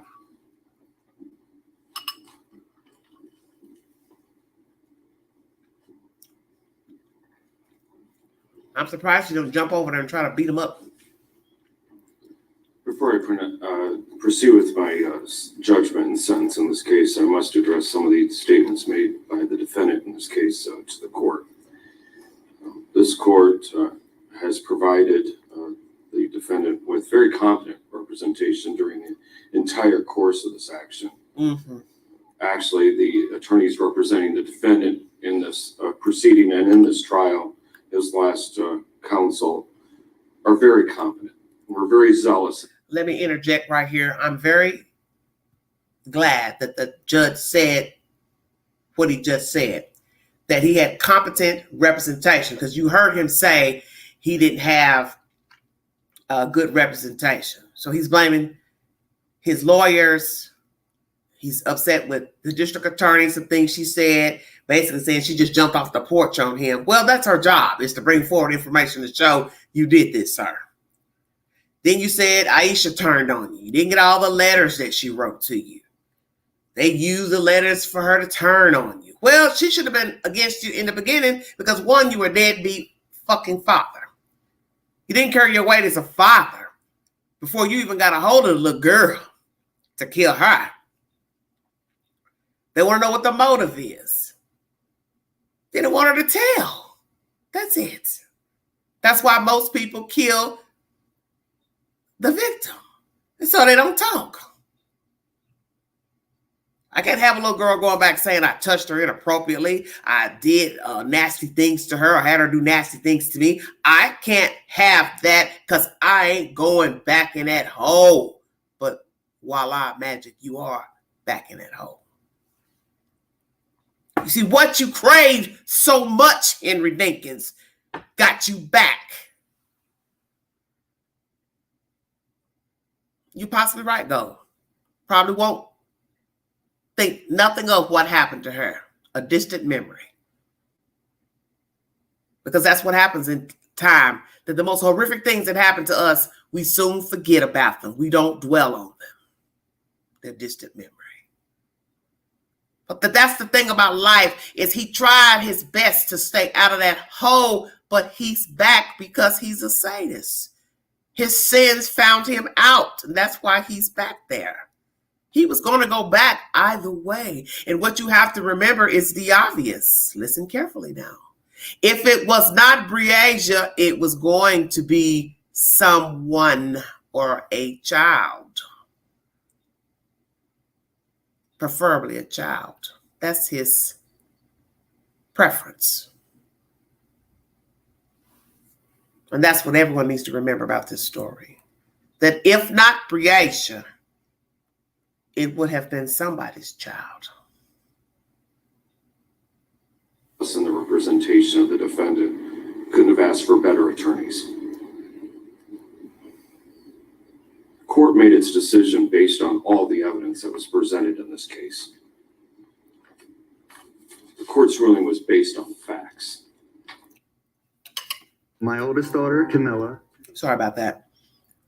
The judge is letting them know, giving them the business. All that yin yang you just spit out from your tongue of lies. You had good representation. Nobody made up anything. The state didn't fabricate anything about where you went that morning, what you did. Nobody lied on these people. Nobody told them to make up any lies against you. They told what they were supposed to tell. And if they did fabricate something at some point, the rest found you out.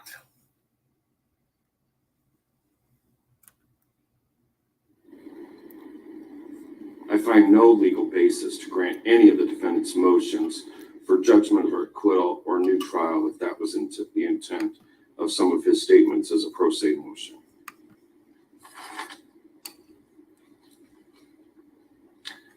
Because the defendant was found guilty of 2 Class A felonies. This court has no discretion on what the sentence shall be imposed. Rather, life imprisonment is mandatory. The court notes, however, that the defendant has an adult criminal record dating back to 1989. This history, coupled with the horrific nature of these offenses against his own child sister, requires that this defendant be removed from society for the protection of society. This sentence provides for both punishment and for protection of the community. Mr. Dinkins, it's unconscionable that you would take such actions to murder a 10-year-old child who was entrusted to your care. It's very clear to this court that you have no conscience or remorse for your actions. You blatantly lied about trying to find Breasia.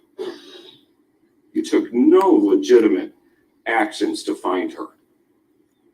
You knew exactly where she was. Exactly.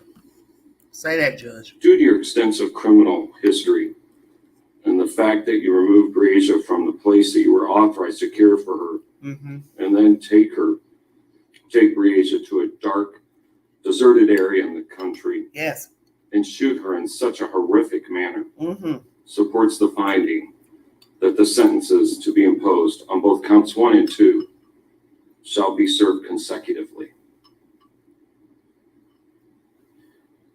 Mr. Dinkins, pursuant to this court's finding you guilty on September 15th of 2023 of murder in the first degree in violation of Iowa Code Section 707.1, paren 1, paren A, and as provided by Sections 902.1, it is the judgment and sentence of this court that you be committed to the custody of the Iowa Department of Corrections for the rest of your natural life without the possibility of parole. Amen. Pursuant to this court's finding you guilty on September 15th, 2023 of kidnapping in the first degree in violation of Iowa Code Section 710.2, and as provided by Iowa Code Section 902.1, it is the judgment and sentence of this court that you be committed to the custody of the Iowa Department of Corrections for the rest of your natural life without the possibility of parole. Amen. DNA sampling will be required. Yes, say that. Each of these counts will be served consecutive to one another for the reasons stated earlier. The Iowa Medical and Classification Center is designated as a reception center to which you shall be delivered by the sheriff. Pursuant to Iowa Code Section 910.3B1 and paren 1, you are ordered to pay to the heirs of Breasia Terrell, and as noted by the county attorney, to Aisha Langford, $150,000. Good luck with that. Mr. Freeze, do you wish to address Category B expenses at this time? I believe that given Mr. Dinkins' status presently and going forward, I guess that all of that will be category B expenses. And if you notice, he's turned sideways in his chair. The court on this matter. No, Your Honor, and the state would not resist the court entering that finding. Based on that, the court will find that Mr. Dinkins is indigent and does not have the reasonable ability to pay Category B expenses. Exactly. Now that you have been sentenced, it is my duty to advise you of your right to appeal. Under Iowa law, you have the right to appeal your conviction and sentence to the Iowa Supreme Court. In order to do so, you must file a written notice of appeal with the clerk of this court within 30 days from today's date. Failure to file such notice of appeal in that fashion will be deemed a waiver of your right to appeal. In other words, you will lose it. If you think you want to appeal but don't think you can afford an attorney or transcript of these proceedings for that purpose, you have a right to make application with this court for court-appointed counsel and a transcript of these proceedings, all at the expense of the state of Iowa. Just be aware all of this must be done within the 30-day time limit that I have just outlined. I'm sure if you have any questions concerning this, Mr. Freeze or Mr. Waters would be happy to address this with you. I'll acknowledge receipt of any pre-sentence investigation reports that have been printed for the purpose of today's sentencing. No appeal bond will be issued in this case. Minimus will issue immediately. Anything further in this matter? Your Honor, I do want to make a record relative to some comments of Mr. Dinkins. Mr. Dinkins spoke to the issue of the state having provided all of these exhibits during the trial that he had not received.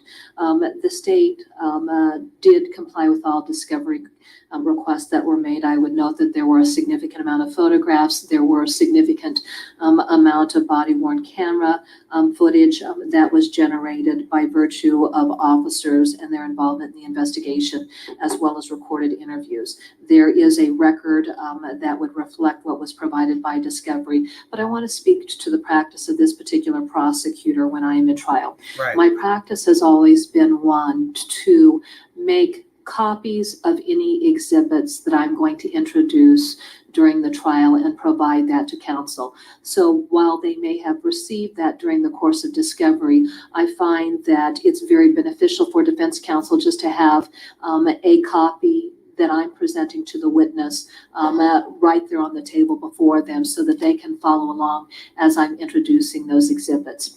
I want to make it clear that when Mr. Dinkins suggests that these were exhibits that were just came out of the blue and were presented for the first time, that was not the case. It's simply the state's way of being very considerate of my colleagues on the opposite side of the table and making their jobs easier and making the process flow much, I think, more efficiently by providing those copies. So I think it's important to make that record. Additionally, Mr. Dinkins had indicated that there was a lack of notice of various witnesses. Certainly the court understands and defense counsel understands that with respect to any type of criminal prosecution, the state's required to file minutes of testimony. And then if there are, supplemental additional minutes of testimony that need to be filed, that is done. There were several sets of minutes of testimony that were filed. Every witness that was called to the stand to testify were individuals who were listed in those minutes of testimony. And every report that documented their statements to law enforcement or any investigative steps taken by law enforcement was a part of those investigative reports. And in fact, the state would further speak to the issue of expert testimony, particularly that of the FBI's testimony.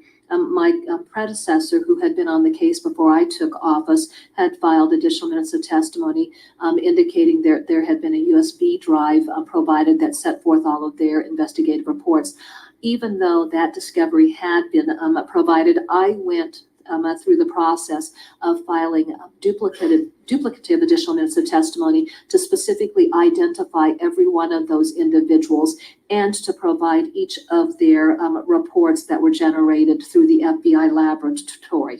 And I would also note that when Mr. Dinkins speaks to the change in testimony, every witness who got on the stand to testify, the testimony that they provided stemmed from statements that was made to law enforcement, and there was no steps taken by the state to coerce any of these witnesses to provide fabricated testimony. Certainly the state understands its obligation, but even if we, didn't have, a strong sense of obligation to that, the state, our job first and foremost is to do justice, and justice takes on many different faces. And there are times when justice is best served if the facts are such that they indicate there should not be a prosecution. But in other instances, justice is served when crimes have been committed and the state goes forward and engages in those prosecutions. The state is very mindful of that obligation, and there was nothing untoward in any of the actions taken by the state. And that's the only record that I wanted to make for this, recognizing that there will be additional proceedings, I'm sure, relative to the appeal or any future post-conviction relief action. I will leave the issue of the amounts totally payable to the Crime Victims Compensation Assistance Program. I will leave that open for further hearing. Thank you. Thank you, Your Honor. Anything further, Mr. Freeze? I'll conclude this matter. And he sat sideways in the courtroom. He didn't face forward like his attorney, and that's expected because he didn't want to hear what the judge had to say. His ruling, final ruling, which is to give him life without parole, 2 life sentences consecutively. That was the judge's ruling. Excuse me. At one point, he turned his face up when the state was speaking, this female attorney. But of course, one moment, please.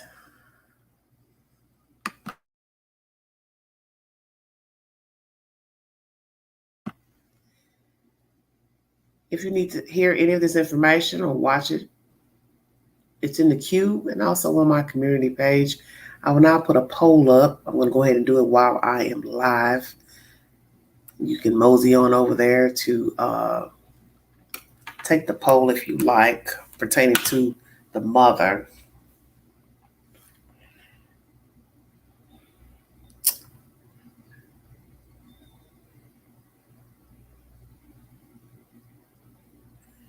And the mother's name, I'll just put Breasia's mother.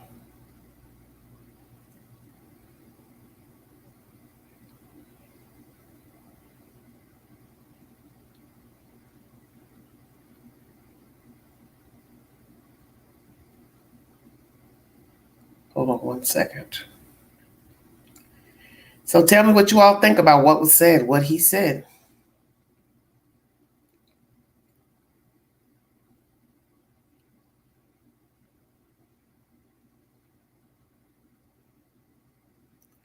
I'll just put, do you think she had a bad mother? And you all can say yes or no.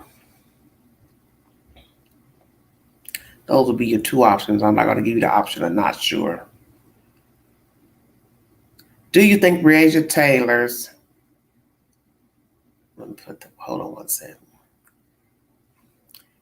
had a bad mother? Yes or no? That is one of the questions on the community page.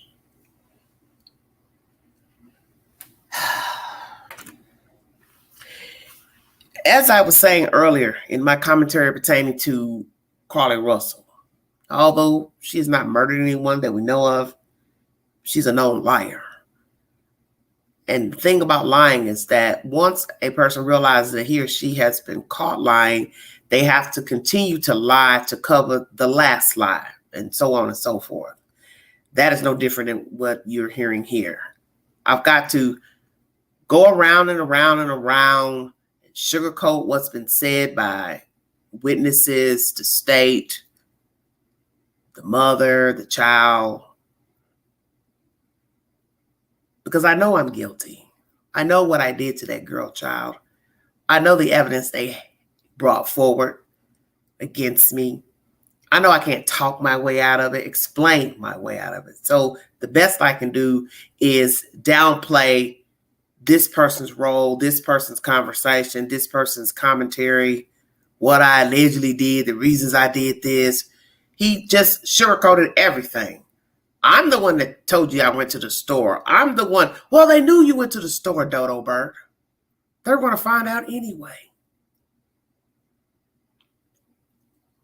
Because we as people leave a blueprint, such as that damn cell phone. You're trying to do your best at that time to take, batteries out and not be seen and heard and spotted by Google. It didn't even matter. Because when you got stuck out there, there was a whole body that saw you. What you look like, what you had on to make up your car. And that man had no reason to make none of that stuff up. And every now and again, you will have people who will lie in their testimony about a certain person, what they did, didn't do, said, circumstances. But I don't believe that man lied, because your child put you there and the dead body put you there. How about that? So how could all these people, living and dead, put you there? A man who don't know you from a can of paint puts you there. Your child puts you there and a dead body puts you there. 3 for 3. 3 for 3.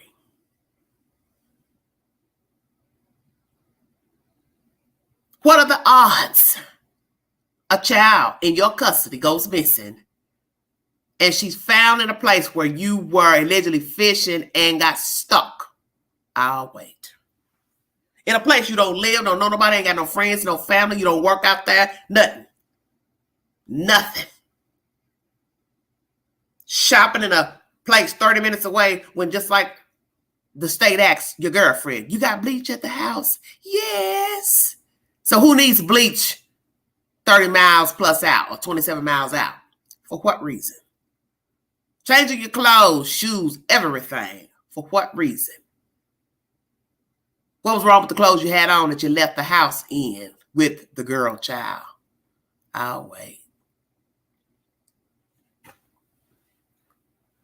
So now you step in court and try to downplay everybody and call everybody a liar, unprofessional, this and that. They're not the ones on trial. So really, in the end, it doesn't even matter what you think of these people. Their opinions, your opinions of them are null and void. What you think of the state, what you think of the judge, what you think of your own attorney. And as I said, I'm very happy that the judge let the court know he had competent representation. And that's a slap in the face. And the man sitting there beside you have done his job trying to get you off when the evidence states you did it. And yet you wait till sentencing to say, you ain't did nothing for me. You ain't did nothing for me. But that is the honoriness of sociopath, psychopath, whichever one he clarifies as. Just a sicko wacko. This is what they do. I think back to John Wayne Gacy. Interviews with him. He couldn't decide if he was the killer or not the killer. 1 minute, I don't know him. I don't know who you're talking about. The next minute, yeah, they were walking down the street and I pulled over. He got in my car. He waved at me. Well, I thought you didn't know him. I thought you didn't pick nobody up. Because you can't continue to lie. That's the thing about lying. At some point, your brain is tired. You have to shut it down and just go on and tell the damn truth. And one day he may just go ahead and talk. When he realizes he's exhausted all appeals, nobody's going to believe him. No higher court is going to give him another round in the court system. He'll tell the truth. Yeah, I did it. This is how it happened. This is what I did. He's so cocky and arrogant. And what's so baffling about the story, besides the actual event of what happened to the child and just the imagining of what you went through, is the fact that he was a living creature walking around, maneuvering on earth, bedding women, lying to women, doing just what he was doing in that court. It's what he's done in all his relationships, his courtships since he's been free. Because 9 times out of 10, he was probably locked up a long time. So when he got free, this is what he has, this attitude. Woe is me. I'm angry. I'm bitter. I'm mad. I'm mad at that 5-year-old that told on me. I'm mad. I want revenge. So he's probably been out here touching little girls up until Briasia. Stay woke. But I'm going to make sure she don't talk. Because I done been down this road already. And I ain't going back. That's why they kill people, see. That's why the rapist kills the victims. I already had somebody point the finger at me. I already done time for rape. I ain't going back in the hole. But as you heard, get his DNA sample too. Thank you, Judge. You damn skippy. Because guess what? It's going to be really bad if we find out somebody else missing remains found or any other type of crime and his DNA pops up. Shut your mouth. Because that is how they're now solving crimes. A person is finally brought to justice and their DNA has been extracted for the database, CODIS, and voila, magic, there's a hit or two or more. Now we're going back into court. So let's pray there are no more victims. But I got a funky feeling he's been a naughty boy before Briasia. Do you believe the mother was a bad mother? Do you believe she knew before the child's death his exact crime, but talked to him anyway. Or she started dating him and found out his pedophilia record, still continued to date him. And one would say, it don't matter when she found out. She knew before that date he came and got them damn kids. So he shouldn't have had access to even the boy child. Checkmate. Pedophile don't matter. Because a lot of people got that type of rank thinking. Well, he only like girls. Go on, let him play with the boys. Go on, let him have access to his son. Well, we don't want him teaching that boy nothing. He ain't got no business. You really want a boy child hanging with a pedophile? Think about what the hell you're saying. Because we have to now worry about the gene pool. Because you do know that this is generational. This touching of children. It's generational. And I won't doubt somebody touched him. He was taught to touch children. That's why he was doing it at 18. Come on with it, Queen. Now we got to worry about this boy child. Because he's very combative, angry. You can hear it in his voice while he was testifying. And it'll be a shame that he grows up with a nasty ass attitude like Mr. Dinkins, because let me tell you something. It's in him. That attitude's in him. May not be a pedophile, but that anger, it's in him. Because when I was listening to the testimony, the first thing I said to myself, who the hell is this testifying? I thought it was an older child. Till somebody said, oh, no, baby, that's a young boy testifying. I said, the hell it is. That boy sounds damn near grown. I didn't get a good feeling. I didn't get a good feeling at all. So that would be my worry. And you heard the mother tell it in this audio, how distraught they are, broke up they are, and a son is out there.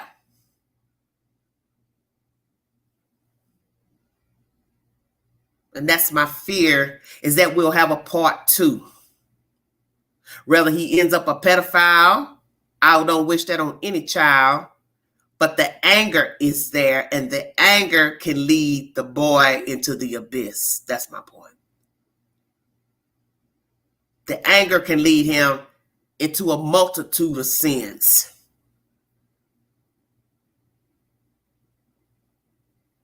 Because that is why we have criminals. Angry. Mad at the world. Disappointed. Betrayed. Let down. Violated. Used. Abused. Manipulated. Groomed. This is why you have criminals. Children criminals, teenage criminals, and adult criminals. Well, we're going to pray that he has a chance. You hear the mother speaking highly that he's going to make it. But that's going to depend on 2 factors. The rearing of the mother, his environment, and the child's decision to walk the straight and narrow. It's a 3-part dilemma. Because they're all factors that affect how you turn out. Everybody that grows up in a bad neighborhood don't turn out bad. Urban nights, urban neighborhood, street violence. Some can witness it and go to Harvard. Some can witness it and succumb to it. We have to pray. Because she's left with 2 boy children. We have to pray for their salvation. Pray for their attitudes, their mindsets, that they will do well in life. You have to stay on your children. That's just common sense. Anybody can fall by the wayside. You're of flesh. You're of flesh before you're anybody. Before you're given a title, boy, girl. smart, athletic, pretty, cute, handsome. You're of the flesh. And then you have to count the gene pool, what you're made of, what you come from, how you're treated, the environment you're growing up in, the company you keep. All those are factors to how you're going to turn out. Dr. Phil has said it best. It's how you start. It determines how you turn out. That if a child hadn't been offended, who knows how they would have turned out? Let's say they turned out not so great. Like he says, those beginning things in life forms who you are. The things that are done to you, the things that are said to you, that forms your identity. Happy parents, sad parents, bad parents. All that is the start. And that's the most disturbing part about breathing, is that the little things that people take for granted in rearing children, they don't even think this can harm my baby, my child, my attitude, my disposition, where I'm raising the child, where I'm sleeping. Because everybody don't navigate the same. You could have 3 children, grow up in the same environment, same mother and father, same circumstances, allegedly treated the same by the parents, but each got a different version of life, and each will turn out different.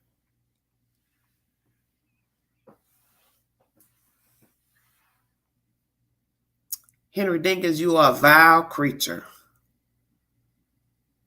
And that performance that you put on in court was atrocious, but it's expected because it is obvious you have been a tainted being for a very long time. You're at least 50 years old, and you went into the prison life at 18, so that means you've been bitter a long time. Perhaps you were bitter when you were offending children that got you in the judicial business, going to court, then prison. And naturally, you were not a happy camper when you came out, because if you were a happy camper, you would have tried to find something productive to do with your time besides violating kids. But obviously, it's been in you for some time. And instead of trying to learn a trade in prison or do something with yourself when you got out, you just finished where you left off. But you ended it up by murdering a baby, because you definitely didn't want her to tell on you. That's the motive. Sexual assault. So that shows me you never stopped fantasizing about violating kids, girl kids. And that's bad, because you would think at some point you would fancy women. Now, you played the role by dating women, coming out, messing with this Aisha girl, getting a baby by her, and messing with this Andrea girl. God knows she was as slow as a snail. Just too slow to be grown. But you're a groomer. That's what you became. You became a groomer, possibly before the age of 18. You sat up in a prison for God knows how long, and you watched the worst and worst of man in there. And then when you came out, you continue to wreak havoc, which a lot of people do. They don't learn anything. And now you're back inside of a hole where you can hoop and holler and scream all you want. It won't matter. It's a wrap. I like to say this to your sister. After all that's been said and done now, do you still believe your brother is innocent, ma'am? You talked a good game to a news reporter about your life growing up with Mr. Dinkins. You two were 2 peas in a pod, which to us, that don't sound too good knowing his background. He's a good person, giving person, blah, blah, blah, blah, blah. But how do you feel now? And then we have to ask you, were you actually telling the reporter the whole truth about who your brother actually is? Because we know that a lot of people know way more than what they put on in front of others. And I do believe you put on a performance as well. I do believe that you all are in the business of lying because perhaps you all were groomed as children and taught to lie and manipulate. Because when a person say, we are two peas in a pod, and they know that that person molested a 5-year-old and they're accused of murdering a girl child, I have to question this person's mindset as well. Who in the hell are you? Who in the hell are you? And as Aisha said, Mr. Dinkins can still get visitors. He's alive, breathing. You all can gladly file into the prison system to see your brother, Ham Hock, the child molester. But they can't see Miss Briasia nowhere. Sad fact that the mother doesn't even have the remains yet. Whole child gone. No longer. But Mr. Ham Hock's still around to feed more bullshit to somebody willing to listen.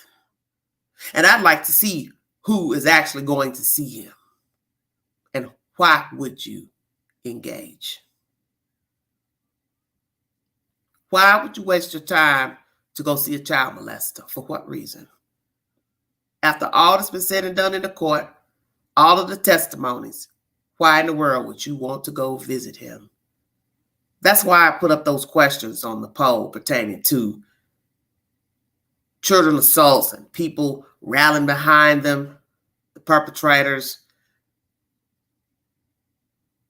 Would you call the police if it was your friend, your child, your mate, or your parent? And a lot of you had different answers. And a lot of you, I found shocking that most of you would only call the police on anyone else if it was pertaining to your child. And a low percentage of you would not call if it was somebody else's child. That was very disturbing to me because I thought, my goodness, a child is a child.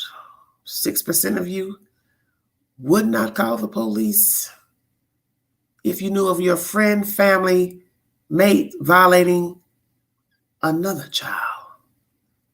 This is the reason why I posted those polls, to show you how people think. Because as I've always said in my commentary, you don't know people. And just as quick as Mr. Dinkins walked the earth for a short while, somebody would vouch for him. He's a great guy. He's nice, he's this, he's that, he's giving, as his sister would say. But then somebody could tell another side of Mr. Dinkins that's not so nice. So let me ask this question before I check out of here. Where is the 5-year-old girl who Mr. Dinkins assaulted many moons ago? Where is she now? And what does she have to say about the assault, kidnapping, and murder of Briasia Terrell? What does that young girl have to say? How old is she, and what does she have to say? Because I believe they said he entered the system in 1989. Well, I know in 89, I was 18. So that means he and I are probably the same age. Mr. Dinkins.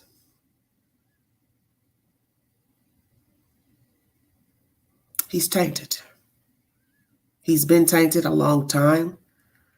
As I said, I won't doubt he was tainted in his youth. Went to prison at 18. Just a boy, basically, but still tainted. Assaulting a child. And then he comes out to commit the worst of atrocities. He murders a girl child and still has no remorse, fake tears, and blames everybody but himself. So now imagine that person back on the street. That's why the judge said, no bond on appeal. Amen. Because you'd have somebody else missing and dead if Mr. Dinkins was allowed to walk free. He has no regard for humans. He's a user, a manipulator. He's a con, he's a fraud. And he would do this crime again.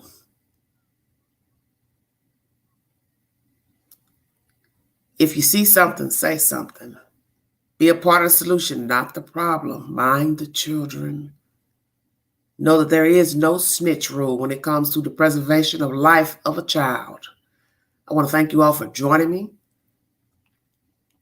Have a safe weekend. I will post a movie for this weekend for your entertainment. Please check my community board for all breaking news, updates, polls, and continuance of storylines. There are a lot of stories out here that I do not cover because I just do not have the time for every waking story. But I do post updates to breaking news of stories that many people are talking about. And many people are talking about the boy in the box. I went to sleep on that nonsense this morning, waking up periodically through the night with the TV playing, baffled at how adoptive parents could adopt a boy child and have a makeshift box in their garage. And at some point during this testimony in the court, and they're talking, first thing I was saying to myself out loud, I said, garages are hot. I said, I wonder what state this is in. Oh, Florida of all states. So imagine that, a hot state, hot garage, no air conditioning. And the more the state talked, they kept saying how long he was locked up in that damn box. It went from hour 8 to hour 10, hour 11, hour 13. And they stupidly filmed it. But it was great for the child because it shows how sinister these people are. That they would commit a crime against a child, thinking they were doing the right thing to try to make him act right, and they filmed it. Hello, Scott. This shows you how wicked people are. They got to film their own atrocities. Who does that? And then you listen to the father's voice raised up, hollering, screaming. I said, oh yeah, he's a madman. And no matter what the child did or didn't do, you know not to lock a child in a room or a box or a closet. And the part that got me the most is when they asked him, how did he know that a contractor had built the box? And he said, I overheard it when they had me locked in the closet. I said, damn, that was deep. That hit my soul. That hit my soul. I heard it while I was locked in the closet. While I was in the closet. That's deep. So you went from holding him hostage in a closet to a makeshift box. Damn, you can't make this stuff up. Where is the boy child now? What family is he with now? I don't know, but I pray it's better than where he was. And the mother, she's guilty too because she had to have known where her boy child was. She can't ever say, well, oh, I didn't know he was in the garage. You're the mother. How could you not know? And the sad thing is that they adopted him. So that means they went seeking a child. But I guess they were disappointed in what they got. And then they also testified that this was years of abuse. Although he was in that box for just a month, they abused him for years. What a story. Now, imagine the people that vouch for them. They're really nice people. Oh my gosh, they're so giving and attentive, and oh, she would do anything for children, and oh, she's great with kids, and oh, they've always wanted a baby, and blah, blah, blah, blah, blah. Bet you're not saying that now with what has been told to the public. But then again, you probably got a dingbat, kind of like Mr. Dinkins' sister, who will swear for God, it's a mistake. It's not true. It's a fabrication. The lies we tell ourselves. You see, what you all have to remember is that there are people with like minds. Anybody that will aid a person in abuse of another human being, torture, kidnapping, with evidentiary material showing that they've done so, means that these people are just like them. They are no different. And that's even scarier. Share this information. Make this content go viral. Like, share, subscribe, drop your comments below the video, the polls, and the breaking news on my community page. Thank you for your time, everybody. Stay safe. Be aware of your surroundings. Holidays are coming up, so be aware of your surroundings while you're out shopping, venturing out, things you post to social media. Make sure all your doors, windows are locked. Keep some things to yourself. Don't post all your business. Ask to preserve your life and your safety.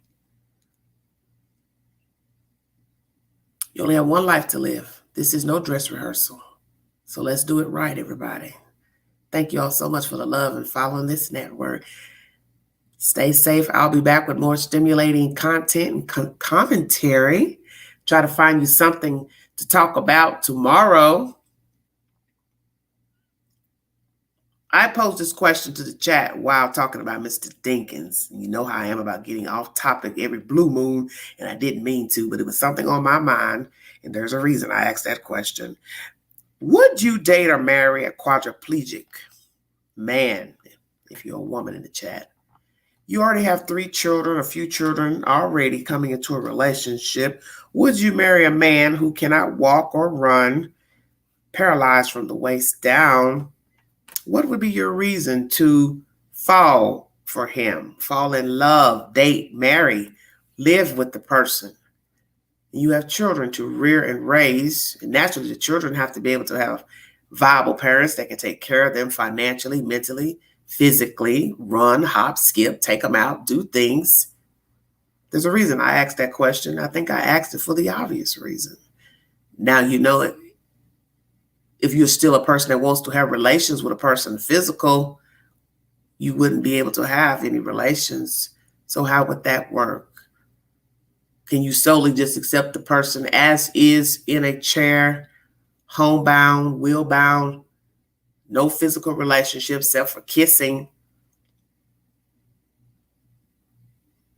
Give me your answers. Thank you for following this network. You've been listening to The Vault XL.